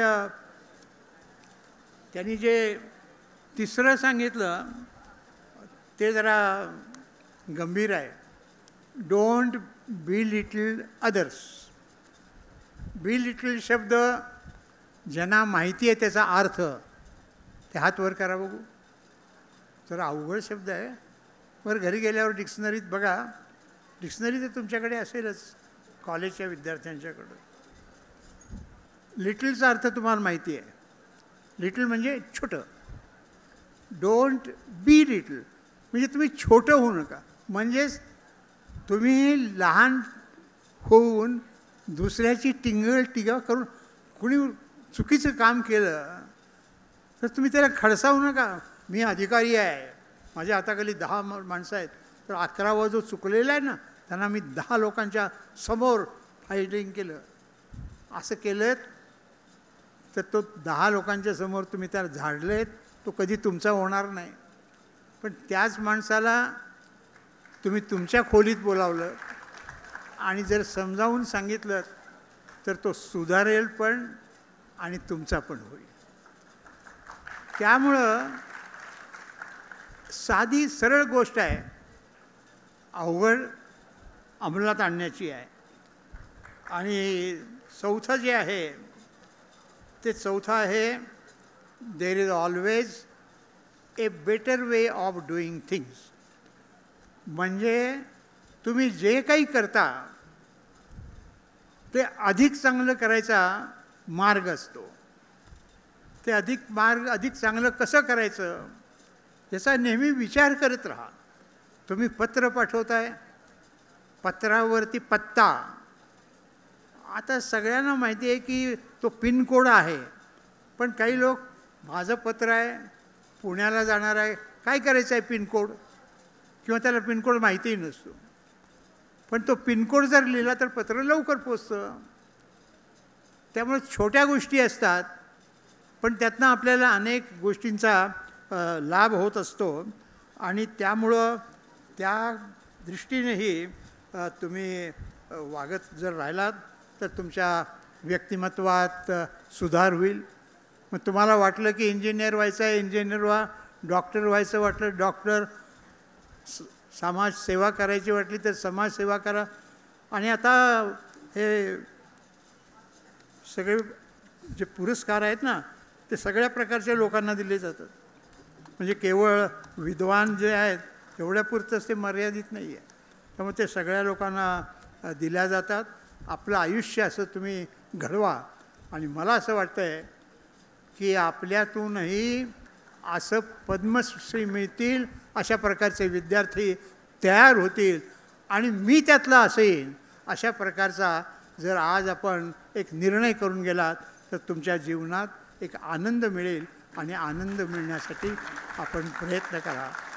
आता हे प्रश्न विचारणार आहेत, त्यांना विचारायचं आहे की नाही, मग आपण विचार करू. मी तिथे बसून उत्तरं देतो.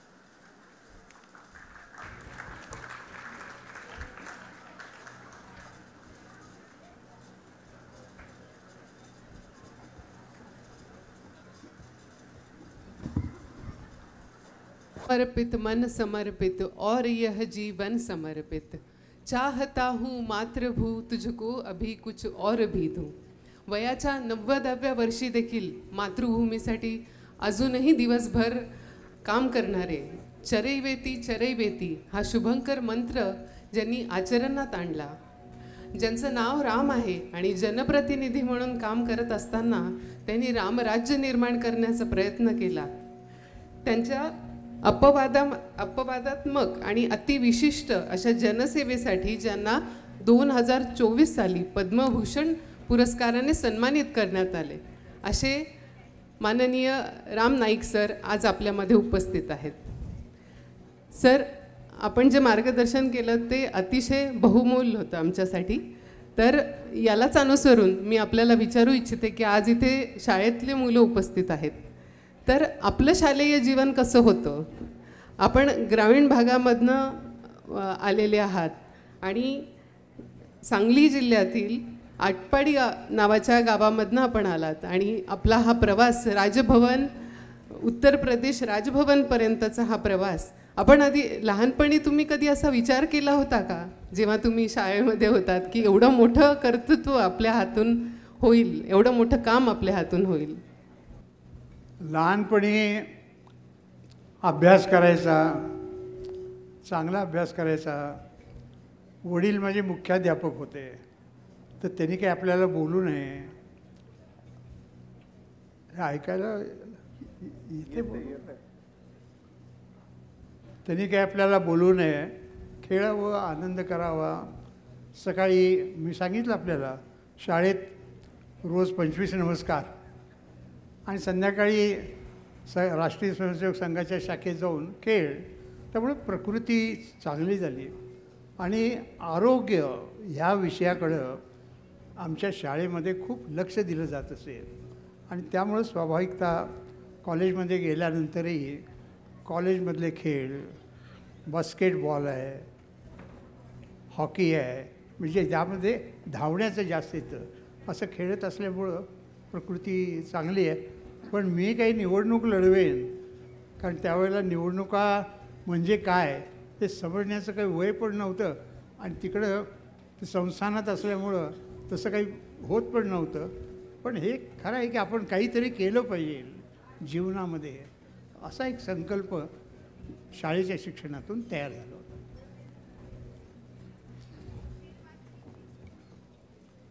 तर आपण आपल्या पुस्तकामध्ये लिहिलेलं आहे की शालेय जीवनामध्ये आपले काही व्यक्ती आपल्याला असे भेटले ज्यांच्यामुळे आपलं जीवन घडलं. तर अशा काय गोष्टी आपल्याला या वयामध्ये शिकायला मिळाल्या? मी माझ्या भाषणात त्याचा उल्लेख केला की कॉलेजमध्ये असताना राष्ट्रीय स्वयंसेवक संघाचं जे उन्हाळ्यातलं शिबिर असतं त्या शिबिरात गेलो असताना आम्हा सगळ्यांनाच स्वातंत्र्यवीर सावरकरांचं 3 भाषणं ऐकण्यासाठी घेऊन गेले होते आणि शिवाय डॉक्टर श्यामाप्रसाद मुखर्जींचंही असंच एक प्रभावी भाषण. अर्थात प्रभावी भाषणं मी अनेक ऐकली.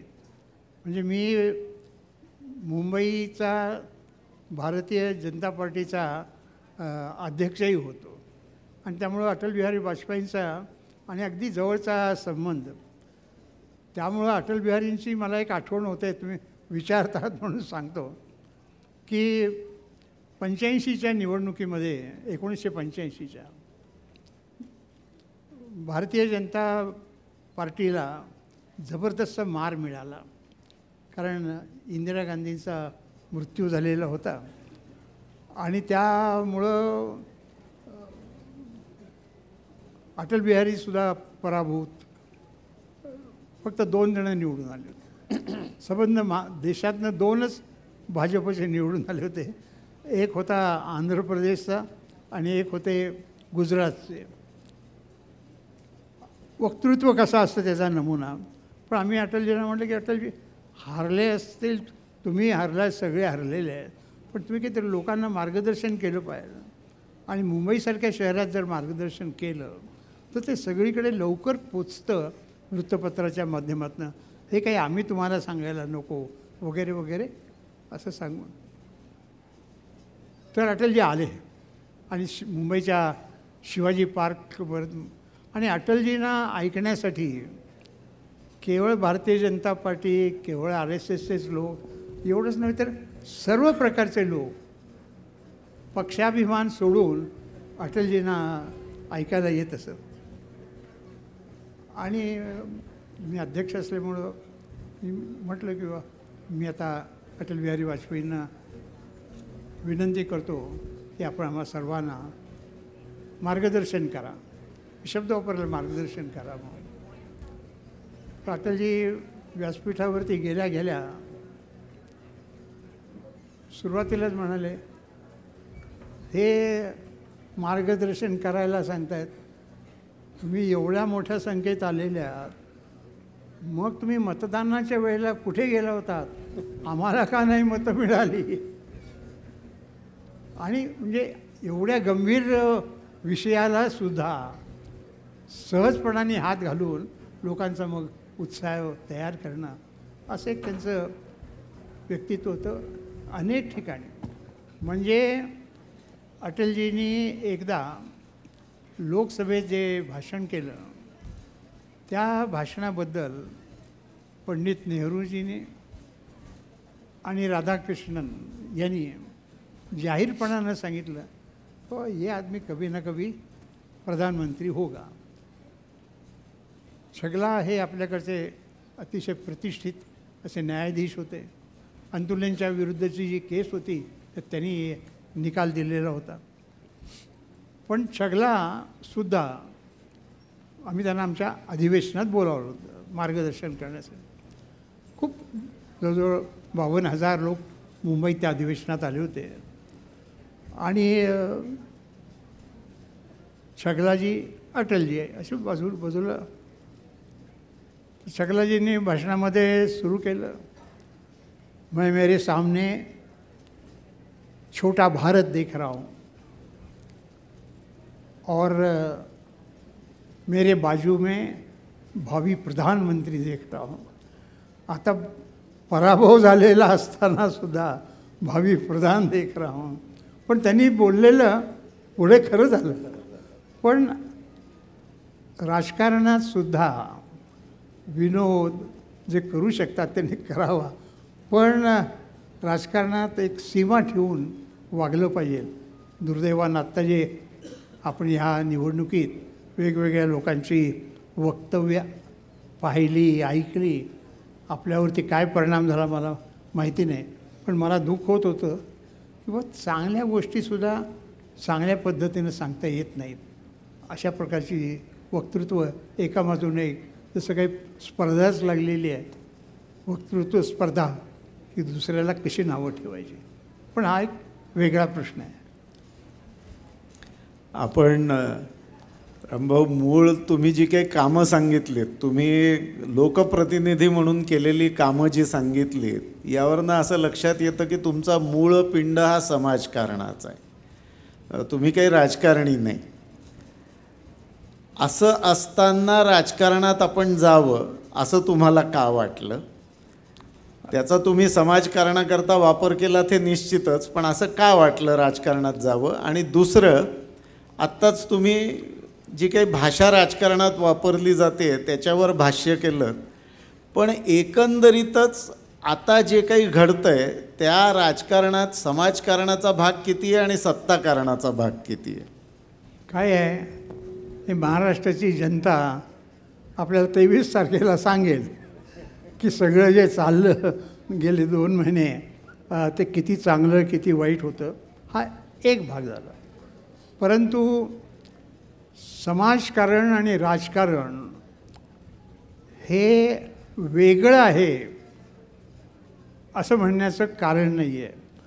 कारण शेवटी आपण भारताचे नागरिक आहोत आणि नागरिक म्हणून लोकशाही ही टिकली पाहिजे आणि लोकांनी निवडून दिलेल्या लोकांनी राज्य करावं आणि ते चांगलं करावं. त्यामुळं राजकारणात आपण अधिक चांगलं काम करू शकतो, त्याची गरज. आणि ती गरज मला असं वाटत होतं की बाबा मुंबईच्या जीवनामध्ये सुद्धा मी हे काम चांगल्या पद्धतीनं करू शकेन.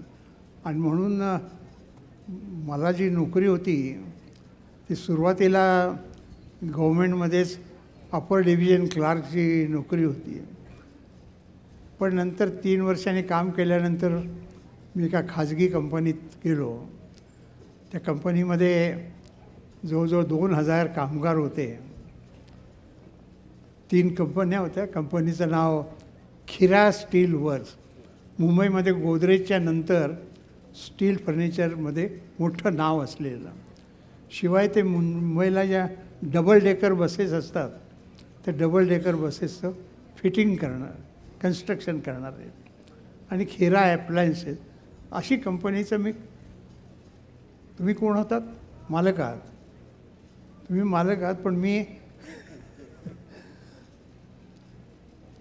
मी चीफ अकाउंटंट आणि कंपनी सेक्रेटरी म्हणून त्या कंपनीचा काम करत होतो. तर मी ज्यावेळेला ते काँग्रेसवादी होते आमचे मालक, कामावर माझ्या प्रसन्न होते. पण मी ज्या वेळेला त्यांना सांगितलं की मी आता त्यावेळेला जनसंघ होता, भारतीय जनसंघात पूर्ण वेळ काम करायचं ठरवलं आहे. तेव्हा लिहिलं की ना आपके तनख्वाह कौन देगा? मैं म्हणलं तनख्वाह तो पार्टी जो हमारी स्थिति है उसमें से कुछ ना कुछ देती रहेगी, लेकिन ये व्यवस्था होती है, हो जाएगा. आणि त्याप्रमाणे मी माझ्या पत्नीला ज्या वेळेला तिच्यासमोर विषय काढला, मला सगळे आग्रह करतायत की बाबा तुम्ही पूर्ण वेळ काम करा पक्षासाठी, तुम्ही पूर्ण वेळ करा. तर आमचे वसंतराव भागवत म्हणून महाराष्ट्राचे प्रचारक होते. ते घरी आले. आमचं ठरलं होतं किंवा घरी येऊन पत्नीशी जरा बोलणं करा, आपण दोघं मिळून करू. त्या वसंतराव भागवतांनी सांगितलं की बुवा तुम्ही नोकरी करता. त्या ती शिक्षिका म्हणून नोकरी करत असेल, पण रामभाऊ खूपच बाहेर हिंडत असतात. पण पूर्ण वेळ काम करणारे असेल ते ऑफिसला रोज जाण्यासाठी घरनं 8 वाजता निघतात आणि रात्री 8 वाजता कामावरनं परत येतात. त्याच्यानंतर किती तास 1.5 तास सुद्धा काम करायला मिळत नाही. पण ते जर पूर्ण वेळ काम करायला लागले तर घरीसुद्धा जास्त वेळ थांबू शकतील. पत्नींना सांगितलं. असं म्हणणारे खूप आहेत. फक्त माझी एक अट आहे की माझी ही जी नोकरी आहे ही मला पुढं कायम चालू द्यायला पाहिजे, तर माझं घर, माझा संसार चालेल. आता पत्नीचा हा सहकार आणि पक्षाचा हा विश्वास, यातनं मी ती नोकरी सोडली. आणि समाजासाठी काही केल्याचा आनंद आहे, लोकांच्याकडून मिळालेलं समर्थन आहे. आणि आत्ता हे जे पद्मभूषण मिळालं हे तर राष्ट्रपतीने, खरं म्हणजे मग त्या राष्ट्रपती माझ्यापेक्षा वयाने लहान आहेत, माझा त्यांचा परिचयही आहे, पण ह्यासाठी एकूण जो प्रयत्न केला जातो व्यक्तिमत्व तपासण्याचा, त्याच्यात माझं नाव आलं ह्याचा मला आनंद आहे. आणि म्हणून मी 90 वर्ष जगलो तर जगलोच आहे, आणखीन 10 वर्ष काम करेन. हा भाग आपण राजकारणात आला तेव्हाचा होता, पण आज राजकारणात समाजकारण किती शिल्लक आहे हेही आम्हाला ऐकायला आवडेल. ते मला वाटतं आता निकाला येईल 3 दिवसानं, त्यानंतर हा सार्वजनिक चर्चेचा विषय पण बनेल. पण मी काही उत्तर टाळत नाही आहे, पण तुम्ही मला अशा प्रकारच्या विषयाची चर्चा करायला केव्हा बोलावलं तर मी जरूर जाहीर चर्चा करायला सुद्धा येऊ शकेल. पण आत्ता काहीच त्यातनं निघणार नाही. ठीक आहे, ठीक आहे रामभाऊ, अगदी ठीक आहे, तुमची भावना अगदी ठीक आहे. सर, आपण महाराष्ट्र विधानसभेत 3दा आमदार म्हणून निवडून आलात. तसेच लोकसभेमध्ये आपण सलग 5 वेळेस निवडून येणारे एकमेव मुंबईमधून सलग 5 वेळेस निवडून येणारे एकमेव खासदार आहात. तर आम्हाला असं विचारायचं की या सगळ्या दरम्यान आपण केलेलं जे कार्य आहे ते कोणत्या विचारांनी आपण केलं ज्यामुळे आपल्याला एवढा प्रतिसाद मिळाला?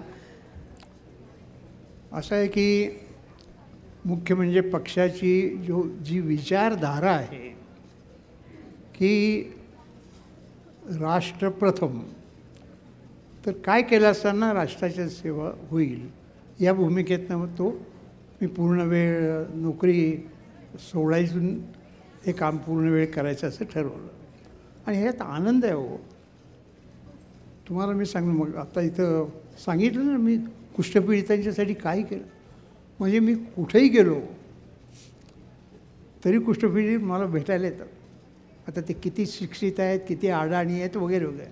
किंवा मी जर मिलिटरीच्या एखाद्या ग्रुपमध्ये किंवा मिलिटरीचेही लोकांना माहिती देण्याचे कार्यक्रम होत असतात, तिथं गेलो तर राम नाईक म्हणजे पेट्रोल पंप आणि यांनी दिले आणि हे पहिलं आहे.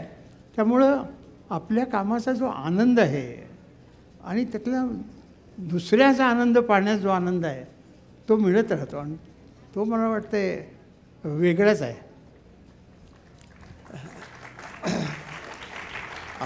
आपण आत्ताही परत उल्लेख केला की कारगिल युद्धात शहीद झालेल्या सैनिकांकरता तुम्ही पेट्रोलियम मिनिस्ट्रीतनं पेट्रोल पंप बनवून त्यांना दिलेत. म्हणजे केवळ एजन्सी दिली नाही असं नाही आहे, तर प्रत्यक्ष जमीन विकत घेण्यापासून पेट्रोल पंप बांधून तयार करून तो त्यांना दिला.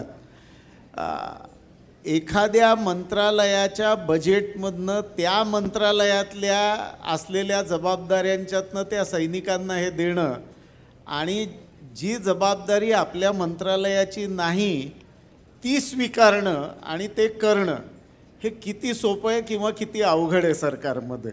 खरं म्हणजे हे सोपं आहे. पंतप्रधान कसे आहेत, आपले सहकारी कसे आहेत, त्यामुळं आता सांगायला हरकत नाही.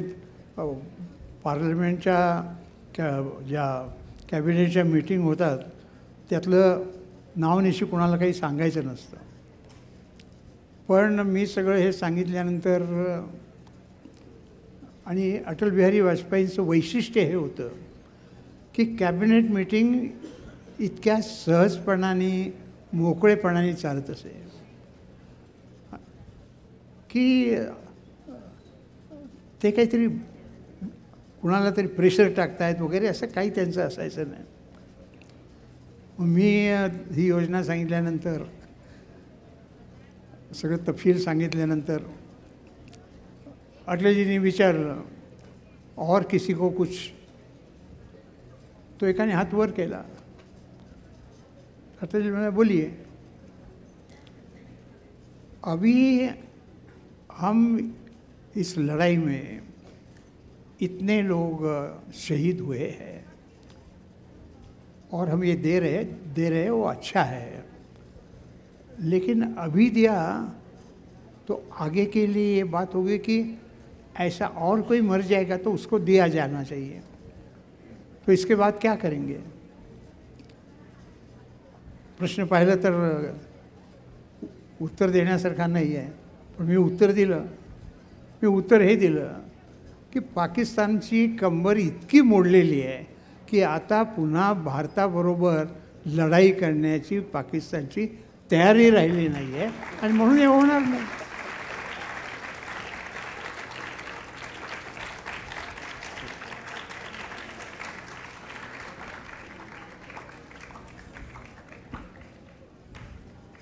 सर, असा एक विचार आहे की जेव्हा आपल्या मनामध्ये समाजामध्ये वावरताना लक्षात येतं की काही प्रश्न आहेत आणि त्या प्रश्नावर उत्तरही माहीत असतात, परंतु आपल्या हातामध्ये तेवढी ताकद नसते एक व्यक्ती म्हणून.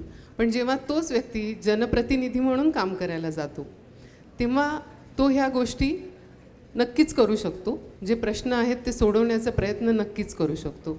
तर आज इथे उपस्थित जे मुलं आहेत आणि जे नंतर हे सगळं ऐकणार आहेत, तर त्यापैकी जर जनप्रतिनिधी म्हणून कोणाला पुढे येऊन काही सकारात्मक काम करायचं असेल तर आपण त्यांना काय मार्गदर्शन कराल? नाही, असं आहे की या मुलांना तर माझा सांगणं आहे की बाबांनो, तुम्हाला जेवढं शिकायचं असेल ते पहिल्यांदा शिक्षण पूर्ण करा आणि मग राजकारणाचा विचार करा.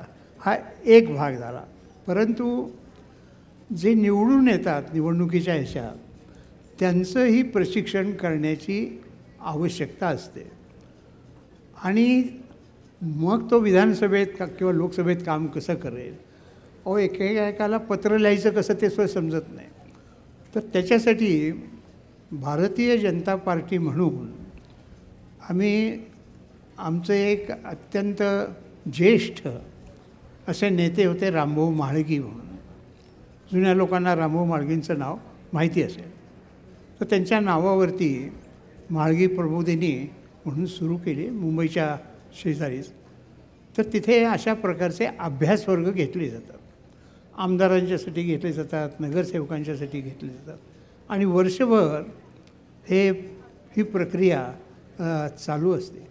त्यामुळे प्रशिक्षण हा सगळीकडेच असतं. म्हणजे समजा आपण सेनेत गेलो निवडून तरी तिथं प्रशिक्षण असतंच, पण राजकारणात तशा प्रकारचं प्रशिक्षण इतर कोणी देत नाही. आणि मी सांगितलं तर एखाद्याला कुणाला तरी वाटेल की बाबा हे भाजपचे आहेत म्हणून असं म्हणतात. पूर्वी समाजवादी पक्षामध्ये आणि कम्युनिस्टांच्यामध्येही आपल्या विचारधारेचा प्रचार करण्यासाठी जाणीवपूर्वक प्रयत्न केला जात असे. पण हळूहळू हे दोन्ही पक्ष सामान्य राजकारणामध्ये कमकुवत होत चाललेले आहेत आणि त्यामुळं नाहीतर त्यांची विचारधारा त्याच्यासाठी पूर्वी त्याग केलेले खूप लोक आहेत, पण हळूहळू ते कमी झालेले आहेत. त्यामुळं आलेली माणसं त्यांना योग्य प्रकारचं शिक्षण देणं आणि देण्यासाठी व्यवस्था करणं हेही म्हणजे आपल्याला सांगितलं तर असं वाटेल. शेवटचा मुद्दा असेल तर शेवटचा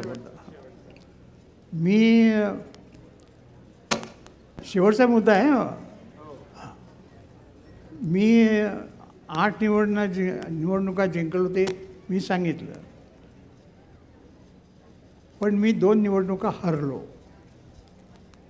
8व्याच्या नंतर 9वी आणि 10वी हरलो. 9वी हरलो त्यावेळेला माझ्या विरोधात गोविंदा म्हणून एक सिनेनट जे आहेत ते होते आणि ते निवडून आले. आता ते का निवडून आले आणि मी का हरलो याची चर्चा करण्याचं काही आत्ता तसं कारण नाही. आणि नंतर जे होते निमन म्हणून त्यांचंही असंच झालं. पण हे दोन्ही नंतर पक्षातनंच बाहेर गेले, कामच करत नाही आहेत.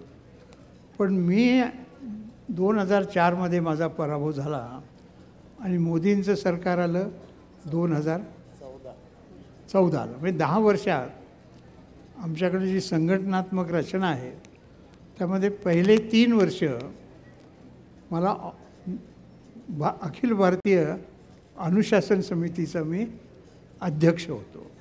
त्यामुळे पक्षामध्ये अनुशासन राहिलं पाहिजे आणि जे ठेवत नाहीत त्यांच्यासाठी कृतीही केली पाहिजे. आणि ऑल इंडियाचं म्हणजे जरा अधिकच महत्त्वाचं असतं त्याचं मी होतो. आणि त्या काळात आपल्यालाही नाव कदाचित माहिती असेल, उमा भारती म्हणून फार चांगल्या वक्ता, चांगलं काम केलेलं, पण त्यांनी एक चुकीचं बोललं त्याबद्दल त्या माफी मागायला तयार नाही झाल्या. किंवा खुद्द दिल्लीचे मुख्यमंत्री होते मदनलाल खुराना म्हणून, तेही असंच बोलले, मागलं नाही म्हणून मग त्यांनाही पक्षातनं काढलं. आता त्यांनासुद्धा हे आश्चर्य वाटलं की बुवा, म्हणाले राम नाईक तुम्ही इतकं माझ्यावर रागावलं. पण मी म्हटलं हो मी नाही रागावलो, अनुशासन कसं पाहिजेलं आहे हे लोकांना कळावं म्हणून निर्णय. तर पहिली 3 वर्षे हे. दुसरी 3 वर्ष जे आमदार आणि खासदार निवडून येतात त्यांना प्रशिक्षणाचा काम माझ्याकडे होतं. काय झालं होतं त्यावेळेला एकदम 7-8 राज्यामध्ये आमचे आमदार खासदार खूप निवडून आले होते. तर त्यामुळं 3 वर्ष मी आमदार खासदारांचं प्रशिक्षणाचं काम पाहत होतो. आणि त्यानंतर 3 वर्ष हे नवीनच कन्सेप्ट, नवीनच विचार राजकारणातही यायला लागलेला होता. आणि तो म्हणजे गुड गव्हर्नन्स. आपण जे काम करू ते आणि तो बाकीच्या सगळ्या ठिकाणी प्रचलित असा शब्द होत होता.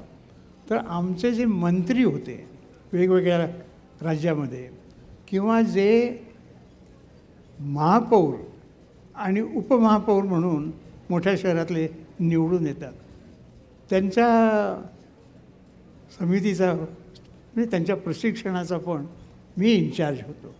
त्यामुळं पक्ष ह्या गोष्टीकडे पाहतं आहे म्हणून तर त्या इतरांच्या मानानं आमच्यात अनुशासन चांगलं आहे. ह्यात सुधारणा करण्याची गरज आहे हे तर खरंच आहे. परंतु ह्या भूमिकेतनं काम करत असल्यामुळं कामाचा आनंद आहे आणि कामाचा आनंदातनं देशाच्या विकासात आपण काम करतो आहे तो आनंद आहे. आटपाडीसारख्या अतिशय ग्रामीण भागातनं, दुष्काळी भागातनं शाळा शिकून पुण्यासारख्या शहरात महाविद्यालयीन शिक्षण घेऊन मुंबईसारख्या अतिशय मोठ्या शहरात नोकरीपासून सुरुवात करत समाजकारण आणि त्याच्यानंतर राजकारण असा प्रवास करणारे श्री रामभाऊ नाईक यांनी 8 निवडणुका जिंकल्या तरी 2 निवडणुका हारल्यानंतरही ते काम करायचं थांबले नाहीत. आणि या देशाच्या एकंदरीत राजकारणात समाजकारण करता येतं असा एक अतिशय मोठा संदेश त्यांनी आपल्या पूर्ण जीवनातनं आणि त्यांच्या एकंदर राजकीय कारकिर्दीतनं समाजापुढे ठेवला. सरकारमध्ये एका मंत्रालयाचं काम दुसरं मंत्रालयही करू शकतं असं एकमेव उदाहरण त्यांनी निर्माण केलं. आणि सामाजिक जीवनात जगत असताना कुठलाही डाग स्वतःवर पडू न देता पद्म पुरस्कारापासून ते एखाद्या राज्याचा गव्हर्नर होण्यापर्यंतचा त्यांनी प्रवास केला. आपण कितीही छोट्या गावातनं आलेलो असलो किंवा छोट्या शहरातनं आलेलो असलो तरी सर्वोच्च पदापर्यंत आपण पोचू शकतो याचा इतका उत्कृष्ट धडा रामभाऊंच्या एकंदर जीवनातनं आपल्यासमोर येतो. तो धडा आज आपण आत्मसात करत इथून बाहेर पडणार आहोत. आपण इथे आलात, आम्हाला सर्वांना हे मार्गदर्शन केलं, आपला जीवन प्रवास उलगडून दाखवलात याबद्दल संयोजकांतर्फे आणि मुलाखतकारांतर्फे मी आपले आभार मानतो. धन्यवाद.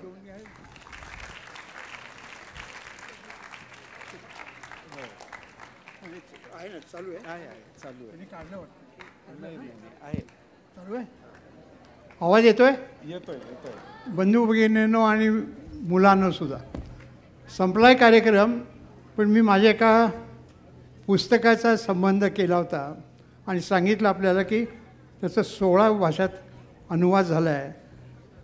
चरैवती असं त्या पुस्तकाचं नाव आहे. तर त्यातली 5 मी मराठी, 1 हिंदी, 1 उर्दू, 1 इंग्लिश, 1 संस्कृत अशी पुस्तकं आत्ता यांना देतो माझ्या वतीनं. आपण त्याचा उपयोग कुठल्या लायब्ररीसाठी कुठल्यासाठी जे करायचा तो करावा, पण तसं केलं तर मला आनंद वाटेल.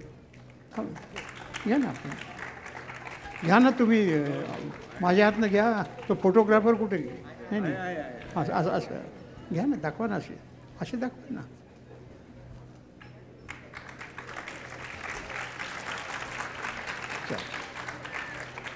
माजी राज्यपाल उत्तर प्रदेश, माजी पेट्रोलियम मंत्री, पद्मभूषण पुरस्कृत 2024 यांचे सत्र पार पडले आहे. त्यांचा ज्ञानयज्ञ फाउंडेशनतर्फे स्मृतिचिन्ह देऊन सत्कार करावा अशी मी माननीय राम भोगलेजी यांना विनंती करतो. ही छत्रपती संभाजीनगर येथील हिमरू शाल आहे.